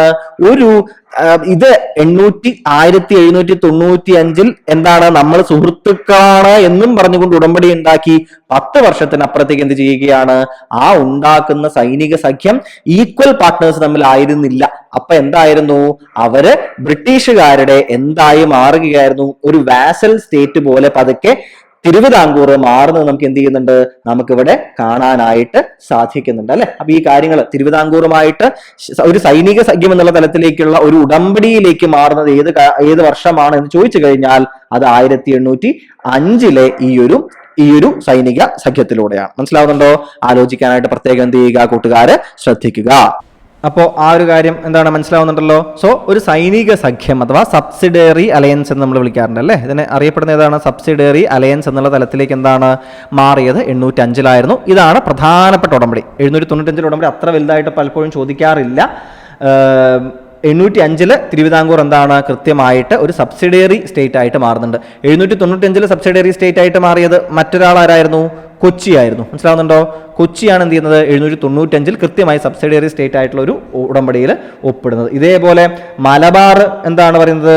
മദ്രാസിന്റെ ഭാഗമാവുന്നുണ്ട് അല്ലെ. 1800 എന്ത് ചെയ്യുന്നുണ്ട്? ഭാഗമാവുന്നുണ്ട്. അപ്പൊ ഈ വർഷങ്ങളും ഈ കാര്യങ്ങളൊക്കെ ഒപ്പം ചേർത്ത് ആലോചിക്കാനായിട്ട് കൂട്ടുകാരും ശ്രദ്ധിക്കുക. അടുത്ത സ്റ്റേറ്റ്മെന്റ് നോക്കൂ. കേണൽ മൺട്രോ തിരുവിതാംകൂറിന്റെയും കൊച്ചിയുടെയും ദിവാനായിരുന്നു. വളരെ ഫേമസ് ആയിട്ടുള്ള കാര്യമാണ്. കേണൽ മൺട്രോ 2 സ്റ്റേറ്റുകളുടെയും ദിവാൻ ആയിരുന്നു. സോ 3 ശരിയാണ്, 2 ശരിയാണ്, 1 തെറ്റാണ്. സോ 2 and 3 ഓൺലി ആണ് ശരി. ഏതാണ്? 2 and 3 ആണ്. ഓൺലി 2 and 3 ആർ ട്രൂ എന്ന് പറയുന്നതാണ്. അപ്പോൾ 1 തെറ്റാണെന്ന് നിങ്ങൾക്ക് മനസ്സിലായി എന്ന് വിചാരിക്കൂ. ഏതാണ്? 1 തെറ്റാണ് എന്ന് മനസ്സിലാക്കിയാൽ നിങ്ങൾ ഫസ്റ്റ് സ്റ്റേറ്റ്മെന്റ് വായിക്കുന്നു, ബ്രിട്ടീഷുകാരല്ല ഫ്രഞ്ചുകാരാണല്ലോ അവസാനം വന്നത് എന്ന് നിങ്ങൾക്ക് മനസ്സിലാക്കിയാൽ പിന്നെ നിങ്ങൾ ഇതൊന്നും റെസിഡന്റ് കേണൽ മക്കാളെ ആയിരുന്നോ കേണൽ മൺട്രോ ആയിരുന്നോ ഈ കൺഫ്യൂഷൻസ് ഒന്നുമില്ല. 1 തെറ്റാണ് അല്ലെ. 1 തെറ്റാണെങ്കിൽ 1 അതിലുണ്ടാവരുത്. അപ്പോൾ 1 എല്ലാം എന്ത് ചെയ്തു? ഓൾ ദ ട്രൂ എല്ലാം വെട്ടിപ്പോയി. ഏത് മാത്രമായി മാറി? ഇത് മാത്രം ആയി മാറി. മനസ്സിലാവുന്നുണ്ടോ? ഇങ്ങനെയാണ് നമ്മൾ എലിമിനേറ്റ് ചെയ്യുക. ഇപ്പം ഞാൻ ഇത് മൊത്തം ചർച്ച ചെയ്തു. ഇത്രയും സമയം കളയണോ? വേണ്ട. ഒന്നാം സ്റ്റേറ്റ്മെന്റ് വായിക്കുന്നു, അത് തെറ്റാണ്. അപ്പോൾ ഒന്നുള്ളതൊക്കെ തെറ്റാണ്. കാരണം ശരിയായ സ്റ്റേറ്റ്മെന്റ് അല്ലേ നോക്കുന്നത് നമ്മൾ. എല്ലാം കളഞ്ഞു. പിന്നെ രണ്ടും മൂന്നും വായിക്കുന്ന പോലും ഇല്ല. ഇത് ടിക്കിടുന്നു, നമ്മളങ്ങ് പോകുന്നു. മനസ്സിലായോ? ഈ രീതിയിലാണ് ക്വസ്റ്റിനെ നിങ്ങൾ അപ്രോച്ച് ചെയ്യേണ്ടത്. അടുത്ത സ്റ്റേറ്റ്മെന്റ്, താഴെ തരുന്ന പ്രസ്താവനകൾ പരിശോധിച്ച് ശരിയായവ തിരഞ്ഞെടുക്കുക. ഇത് മലബാർ ഏരിയയിലേക്കാണ് വരുന്നത്. 792 മലബാറിലെ ജോയിന്റ് കമ്മീഷണർമാരായിട്ട് ജൊനാഥൻ ഡങ്കനും ചാൾസ് ബോർഡാമും നിയമിക്കപ്പെട്ടു എന്ന് പറയുന്നു. ശരിയാണോ? ശരിയായിട്ടുള്ള സ്റ്റേറ്റ്മെന്റ് ആണ്. മലബാറിനെ ബ്രിട്ടീഷുകാർ നേരിട്ട് തന്നെ എന്ത് ചെയ്തിട്ടുണ്ടായിരുന്നു? ഡീൽ ചെയ്തിട്ടുണ്ടായിരുന്നു. മനസ്സിലാവുന്നുണ്ടോ? മലബാറിനെ ബ്രിട്ടീഷുകാർ നേരിട്ട് തന്നെ എന്ത് ചെയ്തിട്ടുണ്ടായിരുന്നു? ഡീൽ ചെയ്തിട്ടുണ്ടായിരുന്നു. ഇതുമായി ബന്ധപ്പെട്ടിട്ട് ഇവരെ രണ്ടുപേരെയും, ആരെ രണ്ടുപേരെയുമാണ്? ജൊനാഥൻ ഡങ്കനെയും ചാൾസ് ബോർഡാമിനെയും മലബാറിലെ ജോയിന്റ് കമ്മീഷണർമാരായിട്ട് എന്ത് ചെയ്തിട്ടുണ്ടായിരുന്നു? നിയമിച്ചിട്ടുണ്ടായിരുന്നു. മനസ്സിലാവുന്നുണ്ടോ? ഇത് ചോദ്യമായിട്ട് വന്നിട്ടുണ്ട് 2-3 തവണ. പ്രത്യേകം ഈ 2 പേരുകളും ആലോചിക്കാനായിട്ട് കൂട്ടുകാർ ശ്രദ്ധിക്കേണ്ടതുണ്ട്. So Jonathan Duncan and Charles Boddam were the joint commissioners. ശരിയായ സ്റ്റേറ്റ്മെന്റ്. ഇനി അതിനുശേഷം എന്ത് സംഭവിക്കുന്നുണ്ട്? മലബാറിനെ പതുക്കെ ഇങ്ങോട്ട് എടുത്തുകൊണ്ടിരിക്കുന്നതിൻ്റെ ഇടയിൽ 1793 മലബാറിനെ ഇവർ 2ആയിട്ട് വിഭജിക്കും. നോർത്തേൺ മലബാർ എന്നും സദേൺ മലബാർ എന്ന് പറഞ്ഞിട്ട് വിഭജിക്കും. മനസ്സിലാവുന്നുണ്ടോ നിങ്ങൾക്ക്? ഈ വിഭജനത്തിൽ ഇവിടെ പറയുന്നു വടക്കൻ മലബാറിന്റെ ആസ്ഥാനം കോഴിക്കോടും തെക്കൻ മലബാറിന്റെ ആസ്ഥാനം പൊന്നാനിയുമായിരുന്നു എന്ന് പറയുന്നു. ശരിയായ സ്റ്റേറ്റ്മെന്റ് ആണോ? തെറ്റായ സ്റ്റേറ്റ്മെന്റ് ആണ്. Again this is also A previous year question. ചോദ്യം വന്നിട്ടുണ്ട്. അന്ന് വന്നത് തെക്കൻ മലബാറിന്റെ തലസ്ഥാനത്തിനെ കുറിച്ചായിരുന്നു. വടക്കൻ മലബാറിന്റെ തലസ്ഥാനം, നോർത്തേൺ മലബാറിന്റെ തലസ്ഥാനം എവിടെയായിരുന്നു? തലശ്ശേരി ആയിരുന്നു. എവിടെയായിരുന്നു? തലശ്ശേരിയായിരുന്നു. സദേൺ മലബാറിന്റെ തലസ്ഥാനം ഇതുപോലെ വേറൊരു ശേരിയാണ്. ഏതാണ്? ചെർപ്പളശ്ശേരിയായിരുന്നു. എവിടെയാണ്? ചെർപ്പളശ്ശേരിയായിരുന്നു. സോ ചെർപ്പളശ്ശേരി സദേൺ മലബാറിന്റെ തലസ്ഥാനമായിട്ടും തലശ്ശേരി നോർത്തേൺ മലബാറിന്റെ തലസ്ഥാനമായിട്ടും വന്നു. സോ രണ്ടാമത്തെ സ്റ്റേറ്റ്മെന്റ് തെറ്റാണ്. 1880 മലബാർ മദ്രാസ് പ്രവിശ്യയുടെ ഭാഗമായി എന്ന് പറയുന്നു. 1880 മലബാർ മദ്രാസ് പ്രവിശ്യയുടെ ഭാഗമായി. 1880 വരേക്ക് എടുത്തുവോ ആവാൻ വേണ്ടിയിട്ട്? 1880 വരെ എടുത്തിട്ടില്ല. 1800 തന്നെ എന്ത് ചെയ്തിട്ടുണ്ട്? മലബാർ മദ്രാസ് പ്രവിശ്യയുടെ ഭാഗമായിട്ടുണ്ട്. 1800 തന്നെ ആയിട്ടുണ്ട്. സോ 3 തെറ്റായിട്ടുള്ള സ്റ്റേറ്റ്മെന്റ്. സോ 1 ഓൺലി ആണ് ശരിയായിട്ടുള്ള ആൻസർ. നമ്മളുടെ കീയിലൊരു മിസ്റ്റേക്ക് പറ്റിയിട്ടുണ്ടായിരുന്നു. നമ്മൾ 1800 എന്നാണ് ഇവിടെ കൊടുത്തതെന്ന് ചിന്തിച്ചുകൊണ്ട് ടൈപ്പ് ഓർഡർ ശ്രദ്ധിച്ചിരുന്നില്ല. അതുകൊണ്ട് നമ്മുടെ കീയിലൊരു മിസ്റ്റേക്ക് വന്നിട്ടുണ്ട്. ഒന്നാമത്തെ സ്റ്റേറ്റ്മെന്റ് മാത്രമേ ശരിയുള്ളൂ. So the answer is 1 only ആണ്. നമ്മുടെ കീയിൽ 1 and 3 ഓൺലി ആയിരിക്കും തന്നിട്ടുണ്ടാവുക. അതിന് കാരണം ഇത് 880 ആയത് ശ്രദ്ധിച്ചിരുന്നില്ല. 800 എന്നാണ് ഇവിടെ എന്നാണ് വിചാരിച്ചത്. അതുകൊണ്ടാണ് അങ്ങനെ മിസ്റ്റേക്ക് പറ്റിയത്. Mistake happened is deeply regretted. So 1 only ആണ് ഇവിടുത്തെ ശരിയായിട്ടുള്ള ഉത്തരം. ഓക്കെ അല്ലേ? അപ്പോൾ 10 കഴിഞ്ഞു. 11. Consider the following statements. ഇപ്പം നമ്മൾ ബ്രിട്ടീഷുകാരാണെങ്കിലോ ബാക്കിയുള്ള ആളുകൾ എല്ലാവരും ഇവിടേക്ക് തന്നിട്ടുള്ള പല പല സംഭാവനകളുണ്ട് അല്ലേ? നോക്കൂ, ആദ്യത്തെ സ്റ്റേറ്റ്മെന്റ് നോക്കൂ. Samkshepa Vedartham was the first book to be printed completely in Malayalam. ശരിയല്ലേ? വളരെയധികം ഫേമസ് അല്ലേ? മലയാളത്തിൽ അച്ചടിച്ച ആദ്യത്തെ സമ്പൂർണ്ണ ഗ്രന്ഥമാണ് സംക്ഷേപ വേദാർത്ഥം. ശരിയായ സ്റ്റേറ്റ്മെന്റ്. ഫസ്റ്റ്, ആദ്യത്തെ English Malayalam dictionary was prepared by Benjamin Bailey എന്നാണ് പറയുന്നത്. ഇംഗ്ലീഷ് മലയാളം ഡിക്ഷണറി ആദ്യമായിട്ട് പ്രിപ്പയർ ചെയ്യുന്നത് ബെഞ്ചമിൻ ബെയ്ലി ആണോ? തീർച്ചയായിട്ടും ആണ്. മലയാളം ഇംഗ്ലീഷ് നിഘണ്ടു, ഇത് ഇംഗ്ലീഷ് മലയാളം ഇംഗ്ലീഷ് നിഘണ്ടു തയ്യാറാക്കുന്ന ആരായിരുന്നു? അത് ഹെർമൻ ഗുണ്ടർട്ട് ആയിരുന്നു അല്ലെ? അതാരായിരുന്നു? അത് ഡോക്ടർ ഹെർമൻ ഗുണ്ടർട്ട് ആയിരുന്നു. മലയാളം ഇംഗ്ലീഷ് നിഘണ്ടു തയ്യാറാക്കുന്നത്. ഇംഗ്ലീഷ് മലയാളം നിഘണ്ടു ഡിക്ഷണറി തയ്യാറാക്കുന്ന ആദ്യത്തെ ആരായിരുന്നു? ബെഞ്ചമിൻ ബെയ്ലി ആയിരുന്നു. ശരിയായ സ്റ്റേറ്റ്മെന്റ്. മൂന്നാമത്തെ സ്റ്റേറ്റ്മെന്റ് നോക്കൂ. BEM അല്ലെ? BEM Basel evangelical mission used to work mainly in and around Travancore region ആണോ? അല്ല. ട്രാവൻകൂർ റീജിയനിൽ ഉണ്ടായിരുന്ന 2 പേര് ആരൊക്കെയായിരുന്നു? LMS ലണ്ടൻ മിഷൻ സൊസൈറ്റിയും അതുപോലെ തന്നെ CMSുമാണ് ട്രാവൻകൂർ ഏരിയയിൽ ഉണ്ടായിരുന്നത് അല്ലെ? ഇതിൽ LMS ട്രാവൻകൂറിൽ മാത്രമായിരുന്നു അല്ലെ? ട്രാവൻകൂറിൽ മാത്രമായിരുന്നു. CMS ട്രാവൻകൂറിലും ഉണ്ടായിരുന്നു, കൊച്ചിയിലും ഉണ്ടായിരുന്നു. BEM എവിടെയായിരുന്നു? അവർ മലബാർ ഏരിയയിലാണ് പ്രവർത്തിച്ചിട്ടുണ്ടായിരുന്നത്. മലബാർ ഏരിയയിലാണ് ബേസൽ ഇവാഞ്ചലിക്കൽ മിഷൻ BEM പ്രവർത്തിച്ചിരുന്നത്. സോ 3 തെറ്റായ സ്റ്റേറ്റ്മെൻ്റ് ആണ്. 3 തെറ്റായ സ്റ്റേറ്റ്മെൻറ്റ്. അപ്പോൾ 3 തെറ്റാണെന്ന് അറിഞ്ഞാൽ നമുക്ക് ഈ 2 ഓപ്ഷൻസ് ആദ്യമേ കളയാമായിരുന്നു അല്ലേ. പിന്നെ 1, 2 ആണോ 1 ഓൺലി ആണോ എന്ന് നോക്കിയാൽ മതിയായിരുന്നു. ഇവിടുത്തെ ആൻസർ ഏതാണ്? 1 and 2 ഓൺലി എന്നതാണ് ഇവിടുത്തെ ശരിയായിട്ടുള്ള സ്റ്റേറ്റ്മെൻറ്റ് വരുന്നത്. ഓക്കെ ആണേ, സംശയങ്ങളില്ലല്ലോ. അടുത്ത ഭാഗത്തേക്ക് പോകുന്നു.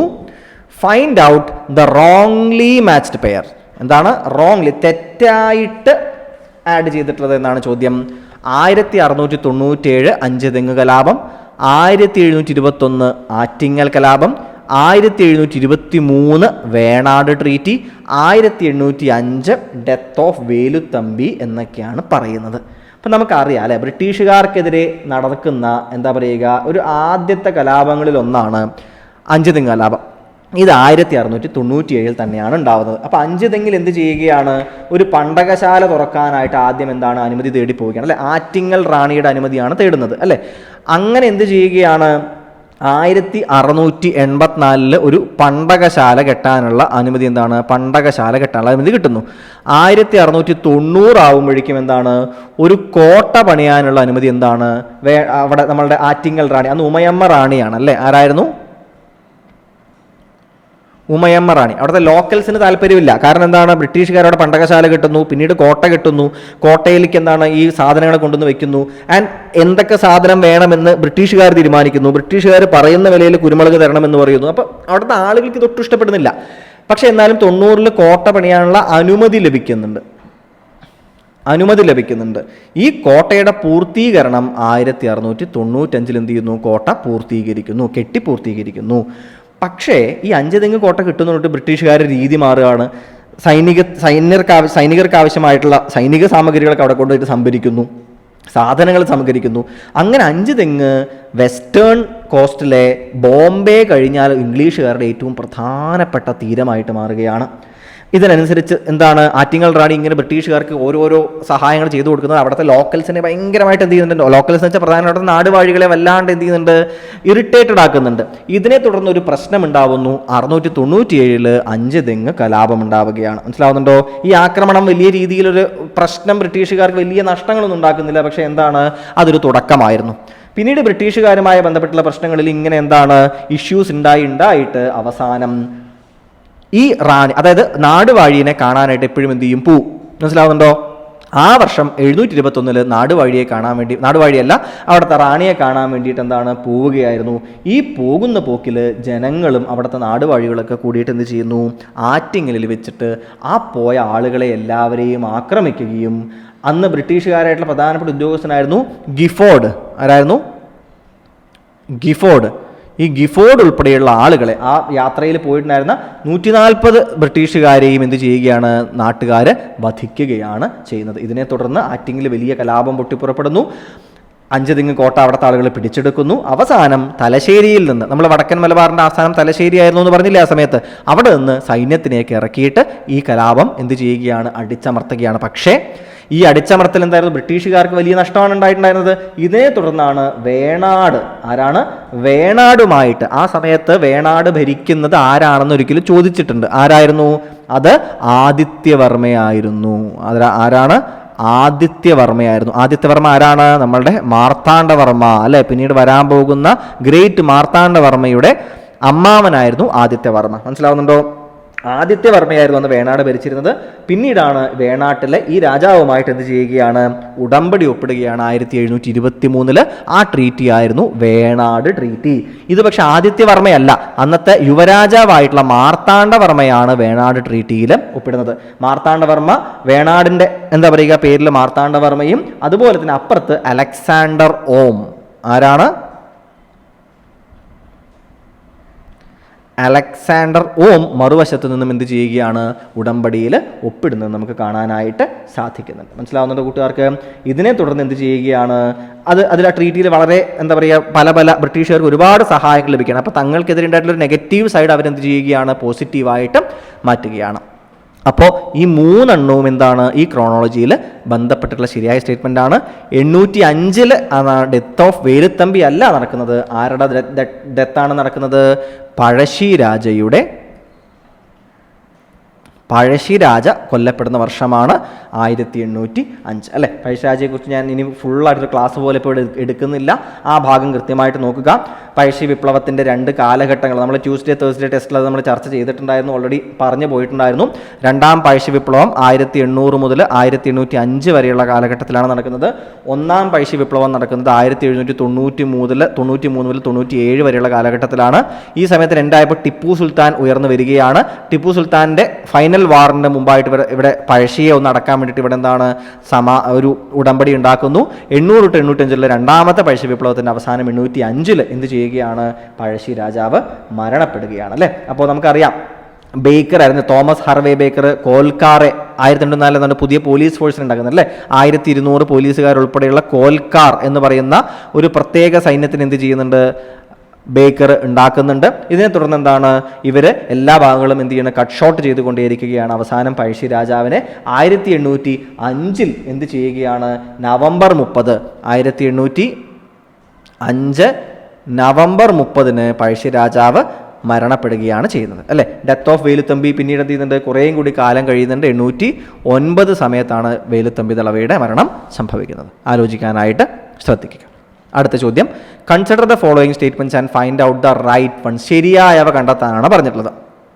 നമ്മളിനി എവിടേക്ക് പോവുകയാണ്, കേരള ഹിസ്റ്ററി വിട്ടിട്ട് മിഡീവൽ ഇന്ത്യൻ ഹിസ്റ്ററിയിലേക്ക് പോവുകയാണ്. നോക്കൂ, the first Arab invasion of India took place in the year of CE 712. ശരിയാണോ? ശരിയായ സ്റ്റേറ്റ്മെന്റ് ആണ് അല്ലേ. മുഹമ്മദ് ബിൻ കാസിമിന്റെ നേതൃത്വത്തിൽ ആദ്യമായിട്ട് ഏത് ഏരിയയാണ് അവർ ആക്രമിക്കുന്നത്, സിന്ധ് അല്ലേ. സിന്ധിൽ എന്ത് ചെയ്യുകയാണ്, ഇവർ ആക്രമണം അയച്ചുവിടുകയാണ്. സിന്ധ് CE 712 ആരാക്രമിക്കുകയാണ്, മുഹമ്മദ് ബിൻ കാസിമിന്റെ നേതൃത്വത്തിൽ ആക്രമിക്കുന്നത് നമുക്ക് കാണാനായിട്ട് സാധിക്കുന്നുണ്ട്. ഇനി ശേഷം Muhammad Ghazni attacked India between 1000 CE and 1017 CE എന്ന് പറയുന്നു. ഇവിടെ എന്താ തെറ്റ്, 1017 വരെയല്ല 1027 വരെയാണ് ഈ ആക്രമണങ്ങൾ മുഹമ്മദ് ഗസ്നിയുടെ നീണ്ടു നിൽക്കുന്നത്. So this statement is wrong. മനസ്സിലാവുന്നുണ്ട്. മുഹമ്മദ് ഗസ്നി വിഗ്രഹഭഞ്ജകൻ അല്ലെ, വിഗ്രഹഭഞ്ജകൻ എന്ന പേരിൽ അറിയപ്പെട്ടിട്ടുണ്ടായിരുന്ന ആരായിരുന്നു, റൂളറായിരുന്നു മുഹമ്മദ് ഗസ്നി.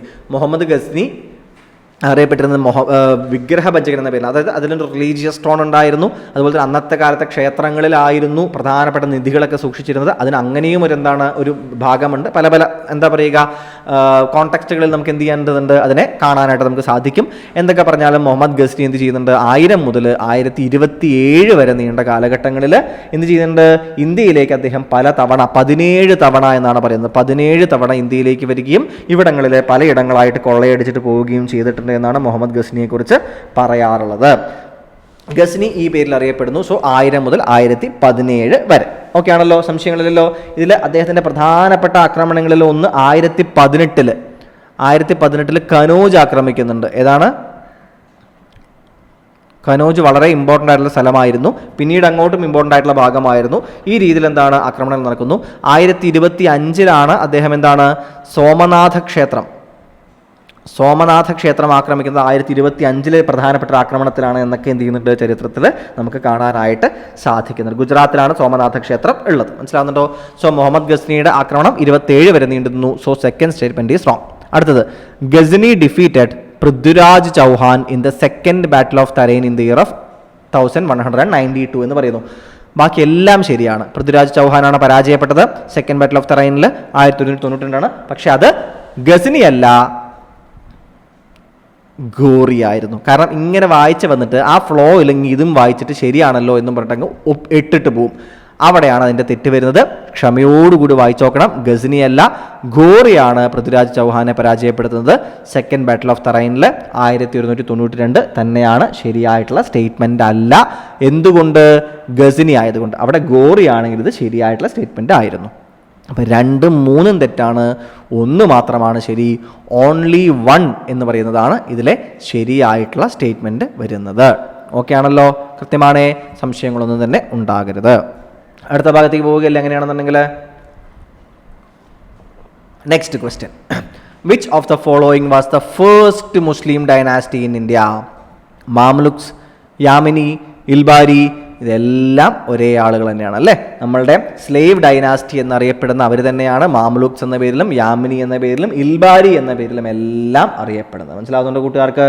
ഇന്ത്യയിൽ ആദ്യത്തെ മുസ്ലിം രാജവംശം എന്ന് പറയുന്നത് അടിമവംശമായിരുന്നു. അടിമവംശം അഥവാ സ്ലേവ് ഡൈനാസ്റ്റിയാണ് Ilbari dynasty, Yamini dynasty, Mamluk dynasty എന്നീ പേരുകളിലെല്ലാം അറിയപ്പെടുന്നത്.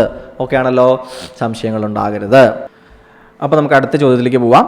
നോക്കൂ, consider the following statements and find out the wrong ones എന്നാണ് പറയുന്നത്. Find out the wrong ones എന്നാണ് പറയുന്നത്. അപ്പോൾ എന്തൊക്കെയാണ് റോങ് വൺസ് നോക്കൂ ഇതിൽ. It was Ghiyasuddin Balban who finished the construction of Qutub Minar എന്ന് പറയുന്നു. കുത്തബ് മിനാറിൻ്റെ പണി അവസാനിപ്പിച്ച ആള്, പൂർത്തിയാക്കിയ ആള് ഗിയാസുദ്ദീൻ ബാൽബനാണെന്ന് പറഞ്ഞു. ആണോ? അല്ല, ഇൽതുത്മിഷ് ആണ്. അല്ലെ, ഇൽതുത്മിഷ് ആണ്. ഇനി Iltutmish was also known as Lakhbaksh. ആണോ? അല്ല. അതാരാണ്? കുത്തബുദ്ദീൻ ഐബക്ക് ആണ്. കുത്തബുദ്ദീൻ ഐബക്ക് ആണ് വളരെ എന്താ പറയുക, കൈയഴിഞ്ഞ് സഹായിക്കുന്ന ആള് എന്ന രീതിയിൽ എന്താണ് ലാഗ്ബക്ഷ് അല്ലെ, ഒരുപാട് കൈയഴിച്ച് സഹായിക്കുന്ന ആളെന്ന രീതിയിൽ ഇൽതുത്മിഷ് ആണ് അറിയപ്പെട്ടിരുന്നത്. സോ ഒന്ന് തെറ്റാണ്, രണ്ടും തെറ്റായ സ്റ്റേറ്റ്മെന്റ് ആണ്. ഇനി coins called tanka and jital were introduced by Iltutmish. Iltutmish ആണോ ഇത് രണ്ടും തുടങ്ങുന്നത്? തീർച്ചയായിട്ടും ആണ് അല്ലെ. തങ്കയും ജിറ്റലും അങ്ങനെ തന്നെയാണ്. സോ മൂന്നാണ് ഇതിൽ ശരിയായ സ്റ്റേറ്റ്മെന്റ്. ഇനി ഒരിക്കൽ ചോദിച്ചിട്ടുണ്ട്, തങ്ക എന്ന് പറഞ്ഞാൽ എന്ത് തരം നാണയമാണ്? തങ്ക എന്ന് കേൾക്കുമ്പോൾ തങ്കം എന്ന് ഓർക്കരുത്, വെള്ളി നാണയമാണ്. ജിറ്റാൽ എന്ന് പറയുന്നത് ചെമ്പിന്റെ നാണയവുമാണ്. മനസ്സിലായോ? സോ വെള്ളി, ചെമ്പ് നാണയങ്ങളാണ് തങ്കയും ജിറ്റാലും യഥാക്രമം. സോ ഓൺലി 3 ഈസ് ട്രൂ എന്ന് പറയുന്നതാണ് ഇവിടെ ശരിയായ ഉത്തരം വരുന്നത്. ഓക്കെ ആണല്ലോ. അടുത്ത സ്റ്റേറ്റ്മെന്റ്, താഴെ തരുന്നവയിൽ തെറ്റായ ജോഡിയാണ് ചോദിച്ചിട്ടുള്ളത്. എന്താ ചോദിച്ചിട്ടുള്ളത്? തെറ്റായ ജോഡി. നോക്കൂ, തെറ്റായ ജോഡി ഏതൊക്കെയാ? സിജിദ ബാൽബൻ. സിജിദ എന്തായിരുന്നു? രാജാവിന്റെ മുന്നിൽ സാഷ്ടാംഗം പ്രണമിക്കണം എന്ന് പറയുന്നൊരു രീതി കൊണ്ടുവന്നിരുന്നു അല്ലെ. സിജിദ ബാൽബനാണ് കൊണ്ടുവന്നത്. അന്നത്തെ മതവിശ്വാസികൾ ഇത് വല്ലാണ്ട് എന്ത് ചെയ്യുന്നു? പ്രകോപിപ്പിച്ചിരുന്നു. കാരണം ഈശ്വരന് മുമ്പിൽ മാത്രമേ ഒരാൾ എന്ത് ചെയ്യാൻ പാടുള്ളൂ? നമസ്കരിക്കാൻ പാടുകയുള്ളൂ അല്ലെ. സിജിദ കൊണ്ടുവന്നപ്പോൾ ആളുകൾ അതുകൊണ്ട് തന്നെ ബാൽബൻ ചെയ്യുന്നത് ശരിയല്ല എന്ന് പലരും പറഞ്ഞു. നേരിട്ട് പറയാൻ ധൈര്യം ഉണ്ടായിരുന്നില്ല, പക്ഷെ പറഞ്ഞിരുന്നു. അതുപോലെ തന്നെയാണ് അല്ലെ പൈബോസ് അല്ലെ. പൈബോസ് എന്തായിരുന്നു? രാജാവിന്റെ പാദം ചുംബിക്കൽ, അതും ബാൽബനാണ് ചെയ്തിരുന്നത് അല്ലെ. സിജിദിയും പൈബോസും ബാൽബനാണ്. മാലിക് കഫൂർ, അലാവുദ്ദീൻ ഖിൽജിയുടെ പ്രധാനപ്പെട്ട സൈന്യാധിപനായിരുന്നു മാലിക് കഫൂർ. സൗത്ത് ഇന്ത്യയിലേക്ക് പട നയിച്ചത് അല്ലെ. സൗത്ത് ഇന്ത്യയിലേക്ക് പട നയിക്കാൻ അലാവുദ്ദീൻ ഖിൽജി വിട്ടത് ആരെയായിരുന്നു? മാലിക് കഫൂറിനെ ആയിരുന്നു. അടുത്തതാണ് ജസിയ. ജസിയ എന്താണ്? ഒരു നികുതിയാണ് അല്ലെ. ഒരു നികുതിയാണ്. എന്ത് നികുതിയാണ്? നോൺ മുസ്ലിംസ് ആയിട്ടുള്ള ആളുകൾ, ഹിന്ദുക്കളുടെ മേലിൽ പ്രധാനമായിട്ടും ചുമത്തിയിരുന്ന നികുതിയായിരുന്നു ജസിയ നികുതി. ഇത് ഫിറോസ് ഷാ തുഗ്ലക്കാണ് ആദ്യമായി ഫസ്റ്റ് ഇത് ഇൻട്രൊഡ്യൂസ് ചെയ്യുന്നത്. ഫിറോസ് ഷാ തുഗ്ലക്ക് ആയിരുന്നു. പിന്നീടാണ് എന്ത് ചെയ്യുന്നത്? അക്ബർ ഇത് നിർത്തലാക്കുന്നു. പിന്നീട് എന്ത് ചെയ്യുന്നുണ്ട്? ഔറംഗസേബ് എന്ത് ചെയ്യുന്നുണ്ട്? ഇത് വീണ്ടും ഏർപ്പാടാക്കുന്നുണ്ട്. അപ്പോൾ ആദ്യം 3 ശരിയാണ്. സഫർനാമ എന്ന് പറയുന്നത് ആക്ച്വലി സഫർനാമയല്ല. സഫർനാമ എന്ന് പറയുന്നത് ആക്ച്വലി മുഹമ്മദ് ബിൻ തുഗ്ലക്ക് ഉണ്ടല്ലോ. ആരായിരുന്നു? തുഗ്ലക്കുകളുടെ കാര്യങ്ങൾ നിങ്ങൾക്ക് അറിയില്ലേ? മുഹമ്മദ് ബിൻ തുഗ്ലക്കിനെ കുറിച്ച് ഇബ്നു ബത്തൂത്ത, ആരാണ്? ഇബ്നു ബത്തൂത്ത, മുഹമ്മദ് ബിൻ തുഗ്ലക്കിനെ കുറിച്ച് ഇബ്നു ബത്തൂത്ത എഴുതിയ കൃതിയാണ് സഫർനാമ. ആമിർ ഖുസ്രാവു ഇതുപോലെ തന്നെ എഴുതിയിട്ടുണ്ട്. അതേതാണ്? അത് തുഗ്ലക്ക് നാമയാണ്. അതേതാണ്? തുഗ്ലക്ക് നാമ. പക്ഷെ അത് ഏത് തുഗ്ലക്കിനെ കുറിച്ച് എഴുതിയിട്ടുണ്ടായിരുന്നത്? ഗിയാസുദ്ദീൻ തുഗ്ലക്ക്. ആരെ കുറിച്ചാണ്? ഗിയാസുദ്ദീൻ തുഗ്ലക്കിനെ കുറിച്ച് ആമിർ ഖുസ്രു എഴുതിയിട്ടുണ്ടായിരുന്ന കൃതിയായിരുന്നു തുഗ്ലക്ക് നാമ. അപ്പോൾ ഗിയാസുദ്ദീൻ തുഗ്ലക്കിനെ കുറിച്ചാണ് തുഗ്ലക്ക് നാമ. മുഹമ്മദ് ബിൻ തുഗ്ലക്കിനെ കുറിച്ചാണ് സഫർനാമ. അത് ഇബ്നു ബത്തൂത്തയാണ് എഴുതിയത്. ഇനി ആമിർ ഖുസ്രാവിനെ കുറിച്ച് പല ചോദ്യങ്ങൾ വന്നിട്ടുണ്ട്. എന്തൊക്കെ ചോദ്യമാണ്? അദ്ദേഹമാണ് ഉറുദു ഭാഷയുടെ പിതാവ് എന്ന പേരിൽ അറിയപ്പെടുന്നത്. ഉറുദു ഭാഷയാണ് ക്യാമ്പ് ലാംഗ്വേജ്. എന്താണ് ക്യാമ്പ് ലാംഗ്വേജ്? എന്തുകൊണ്ടാണ് ക്യാമ്പ് ലാംഗ്വേജ് എന്ന് ഉറുദു അറിയപ്പെടുന്നത്? കാരണം അറബിക് ലാംഗ്വേജുമായിട്ടാണ് എന്ത് ചെയ്യുന്നത്? ഇസ്ലാം മതവിശ്വാസികളായിട്ട് മുസ്ലിങ്ങളായിട്ടുള്ള ആളുകൾ ഇന്ത്യയിലേക്ക് വരുന്നത്. ഇവിടെ എന്തുണ്ട്? ഹിന്ദി ഉണ്ട് അല്ലേ. ഇത് രണ്ടും കൂടി ഇവിടുത്തെ രണ്ടുപേരുടെയും യുദ്ധങ്ങൾ നടക്കുന്ന ക്യാമ്പുകളിൽ ഈ രണ്ട് ഭാഷകളുടെയും സങ്കലനം നടക്കുകയും അങ്ങനെ ഉണ്ടായ ഭാഷയായിരുന്നു ഉറുദു ഭാഷ. ഏതാണ്? ഉറുദു ഭാഷ. മനസ്സിലാവും? അതുകൊണ്ടാണ് അതിനെ ക്യാമ്പ് ലാംഗ്വേജ് എന്നതിനെ വിളിക്കുന്നത്. മനസ്സിലാവുന്നുണ്ടോ? ഈ ഉറുദു ഭാഷയുടെ പിതാവാണ് ആമിർ ഖുസ്രാവു. ഉറുദു ഹോമർ എന്താണ്? ഈ ഉറുദുവിലെ ഹോമർ ചരിത്രകാരനാണ് ഹോമർ അല്ലേ. ഉറുദു ഹോമർ എന്ന ആമിർ ഖുസ്രാവ് അറിയപ്പെടുന്നു. ഇന്ത്യയുടെ തത്ത, തോത്ത ഇ ഹിന്ദ്, ഈ പേരുകളിലൊക്കെ അറിയപ്പെടുന്ന പ്രശസ്തനായിട്ടുള്ള ആളാണ് ആമിർ ഖുസ്രാവ്. മനസ്സിലാവുന്നുണ്ടോ? കൃത്യമായിട്ട് ഇവയെല്ലാം ആലോചിക്കാൻ ശ്രദ്ധിക്കുക. അടുത്ത ചോദ്യം, which of the following is wrongly paired എന്നാണ് ചോദിക്കുന്നത്. തെറ്റായിട്ട് ഇവയിൽ ഏതാണ് ഒന്നിച്ച് ചേർത്തിട്ടുള്ളത്? ഇവ എന്താ? ഇവ ഇടതുവശത്ത് ജിയോഗ്രഫിക്കൽ ആയിട്ടുള്ള ഡിവിഷനുകളാണ് ഒരു രാജ്യത്തിൻ്റെ. വലതുവശത്ത് അത് റൂൾ ചെയ്തിരുന്ന, അത് നോക്കി നടത്തിയിരുന്ന ആളാണ് വലതുവശത്ത്. പ്രവിശ്യകൾ മുക്തികളാണ് നോക്കിയിരുന്നത്. ശരിയാണ്. പ്രവിശ്യ മുക്തികൾ, അതായത് സുൽത്താനേത്ത് ഭരണത്തിലെ രാജ്യത്തിനെ പ്രവിശ്യകളായി വേർതിരിച്ചിരുന്നു. ഈ പ്രവിശ്യയെ ഭരിച്ചിരുന്നത് മുക്തി അല്ലെങ്കിൽ വാലി. ആരാണ്? മുക്തി അല്ലെങ്കിൽ വാലീസ് ആണ് ഓരോ പ്രവിശ്യകളെയും ഭരിച്ചിരുന്നത്. ഇനി പാർഖാനാസ് ഉണ്ടായിരുന്നു. ഈ പാർഖാന ആരായിരുന്നു? മാമലിക്കാണോ? മാമലിക്കല്ല. പാർഖാനകൾ ഭരിച്ചിരുന്നത് ആമിൽമാരായിരുന്നു. ആരായിരുന്നു? ആമിൽമാരാണ് പാർഖാനകൾ ഭരിച്ചിരുന്നത്. മാമലിക് എന്ന് വെച്ച് കഴിഞ്ഞാൽ അത് സൈനിക പരമായിട്ടുള്ള കാര്യങ്ങൾ അതിൻ്റെ ചുമതലയുള്ള ഉദ്യോഗസ്ഥനായിരുന്നു. സൈനികരെ സംബന്ധിച്ചിട്ടുള്ള എല്ലാ ചുമതലയും വഹിച്ചിരുന്നത് മാമലിക്കുമാരായിരുന്നു. ഇനി വില്ലേജുകൾ നോക്കി നടത്തിയത് ആരായിരുന്നു? മുഖാദം. കറക്റ്റാണ്. ഫൈനാൻസ് പരമായിട്ടുള്ള കാര്യങ്ങൾ നോക്കിയിരുന്നത് വാസിർമാരും ആയിരുന്നു. സോ പ്രധാനപ്പെട്ട അഡ്മിനിസ്ട്രേഷൻ റിലേറ്റഡ് ആയിട്ടുള്ള കാര്യങ്ങളാണ് ഇവിടെ നമ്മൾ കാണുന്നത്. അടുത്തത്, consider the following statements and find out the wrong ones. തെറ്റായവയാണ് ചോദിക്കുന്നത്. എന്താണ്? തെറ്റായവയാണ് ചോദിക്കുന്നത്. നോക്കൂ, ആദ്യത്തെ ഭാഗം പറയുന്നു, Fatehpur Sikri was built in the memory of Salim Chishti എന്ന് പറയുന്നു. സലീം ചിഷ്ടിയുടെ ഓർമ്മയ്ക്ക് വേണ്ടിയിട്ട് തന്നെയാണോ ഉണ്ടായിരുന്നത്? തീർച്ചയായും ഇത് ശരിയായ സ്റ്റേറ്റ്മെന്റ് ആണ്. ആരാണ് ഉണ്ടാക്കുന്നത്? അക്ബർ. ആരാണ്? അക്ബർ. അക്ബറാണ് ഫത്തേപൂർ സിക്രി എന്ത് ചെയ്യുന്നത്? സലീം ചിഷ്ടി. അക്ബറിന്റെ ആത്മീയ ഗുരുവായിരുന്നു സലീം ചിഷ്ടി. മനസ്സിലാവുന്നുണ്ടോ? ഇതിനെ തുടർന്നാണ് ഫത്തേപൂർ സിക്രി നിർമ്മിക്കുന്നത്. ഇനി ഈ ഫത്തേപൂർ സിക്രിയിലേക്കുള്ള വലിയ പ്രവേശന കവാടമുണ്ട്. ഇന്ത്യയിലെ തന്നെ ഏറ്റവും വലിയ പ്രവേശന കവാടമാണ് ബുലന്ദ് ദർവാസ. ഏതാണ്? ബുലന്ദ് ദർവാസ. മനസ്സിലാവുണ്ടോ? ഈ ബുലന്ദ് ദർവാസയിലൂടെയാണ് ഫത്തേപൂർ സിക്രിയിലേക്ക് പ്രവേശിക്കുക. ഈ ബുലന്ദ് ദർവാസ അക്ബർ ഗുജറാത്ത് കീഴടക്കിയതിൻ്റെ ഓർമ്മയിലാണ് എന്ത് ചെയ്യുന്നത്? നിർമ്മിക്കുന്നത്. ഗുജറാത്ത് കീഴടക്കിയതിൻ്റെ ഓർമ്മയിലാണ് ബുലന്ദ് ദർവാസ നിർമ്മിക്കുന്നത്. മനസ്സിലാവുന്നുണ്ടോ? ഇത് രണ്ടും ആലോചിക്കാനായിട്ട് ശ്രദ്ധിക്കുക. ചെങ്കല്ലിലെ ഇതിഹാസം എന്നാണ് ഫത്തേപൂർ സിക്രി അറിയപ്പെടുന്നത്. ആഗ്രയിലാണ് ഫത്തേപൂർ സിക്രി ഉള്ളത്. ഓർത്തു വയ്ക്കുമല്ലോ? എക്സ്ട്രാ ഇൻഫർമേഷൻസ് എല്ലാം ഓർത്തു വയ്ക്കുക. ഇനി the term mansab meant a rank during Akbar's term. ശരിയാണോ? തീർച്ചയായും. മൻസബ്ദാരി സിസ്റ്റം ആരുടെ കാലഘട്ടത്തിലാണ്? അക്ബറിന്റെ കാലഘട്ടത്തിലാണ്. അതിൽ മൻസബ്ദാരിയിലെ മൻസബ് എന്ന് പറഞ്ഞാൽ വിവിധ റാങ്കുകളെയാണ് സൂചിപ്പിച്ചിരുന്നത്.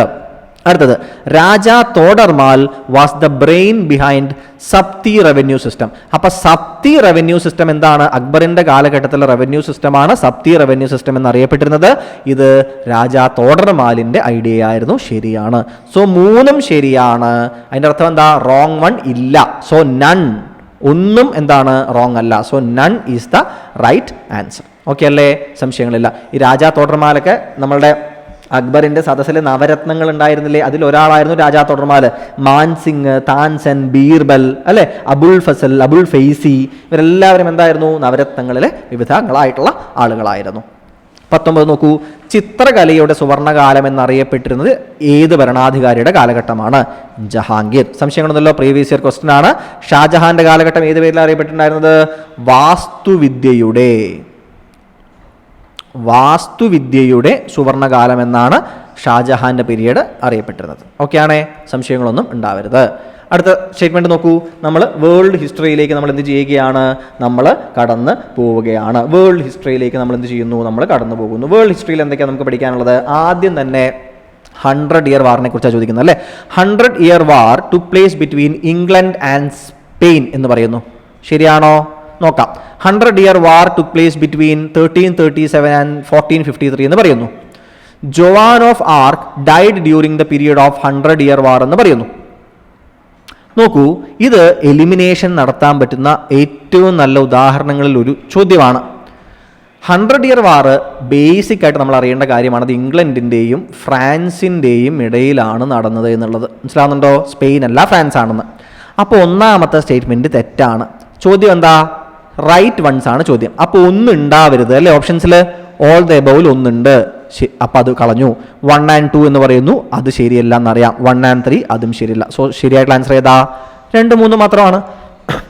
ഫസ്റ്റ് സ്റ്റേറ്റ്മെന്റ് വായിക്കുന്നതോടുകൂടി നമ്മൾ എന്ത് ചെയ്യുന്നു? ആൻസർ കണ്ടുപിടിച്ച് കഴിഞ്ഞു. 2, 3 വായിക്കാൻ നിൽക്കുന്നില്ല, നമ്മൾ അടുത്ത ചോദ്യത്തിൽ 21ാമത്തെ ചോദ്യത്തിലേക്ക് പോവാണ്. മനസ്സിലാവുന്നുണ്ടോ നിങ്ങൾക്ക്? ഇങ്ങനെയാണ് എലിമിനേറ്റ് ചെയ്ത് വേഗം എന്ത് ചെയ്യുന്നത്? സ്റ്റേറ്റ്മെന്റ് ക്വസ്റ്റ്യൻസിൽ നിന്ന് ആൻസർ കണ്ടുപിടിച്ച് നമ്മൾ മുന്നോട്ടേക്ക് പോകേണ്ടത്. മനസ്സിലാവുന്നുണ്ടോ? കൃത്യമായിട്ട് മനസ്സിലാക്കുക. ഇനി നമുക്ക് രണ്ടാമത്തെ സ്റ്റേറ്റ്മെന്റ് നോക്കാം. നമുക്ക് എന്തായാലും 100-year war took place between 1337 and 1453 ആണോ? ശരിയാണ്. Joan of Arc died during the period of 100-year war. ശരിയാണോ? തീർച്ചയായിട്ടും.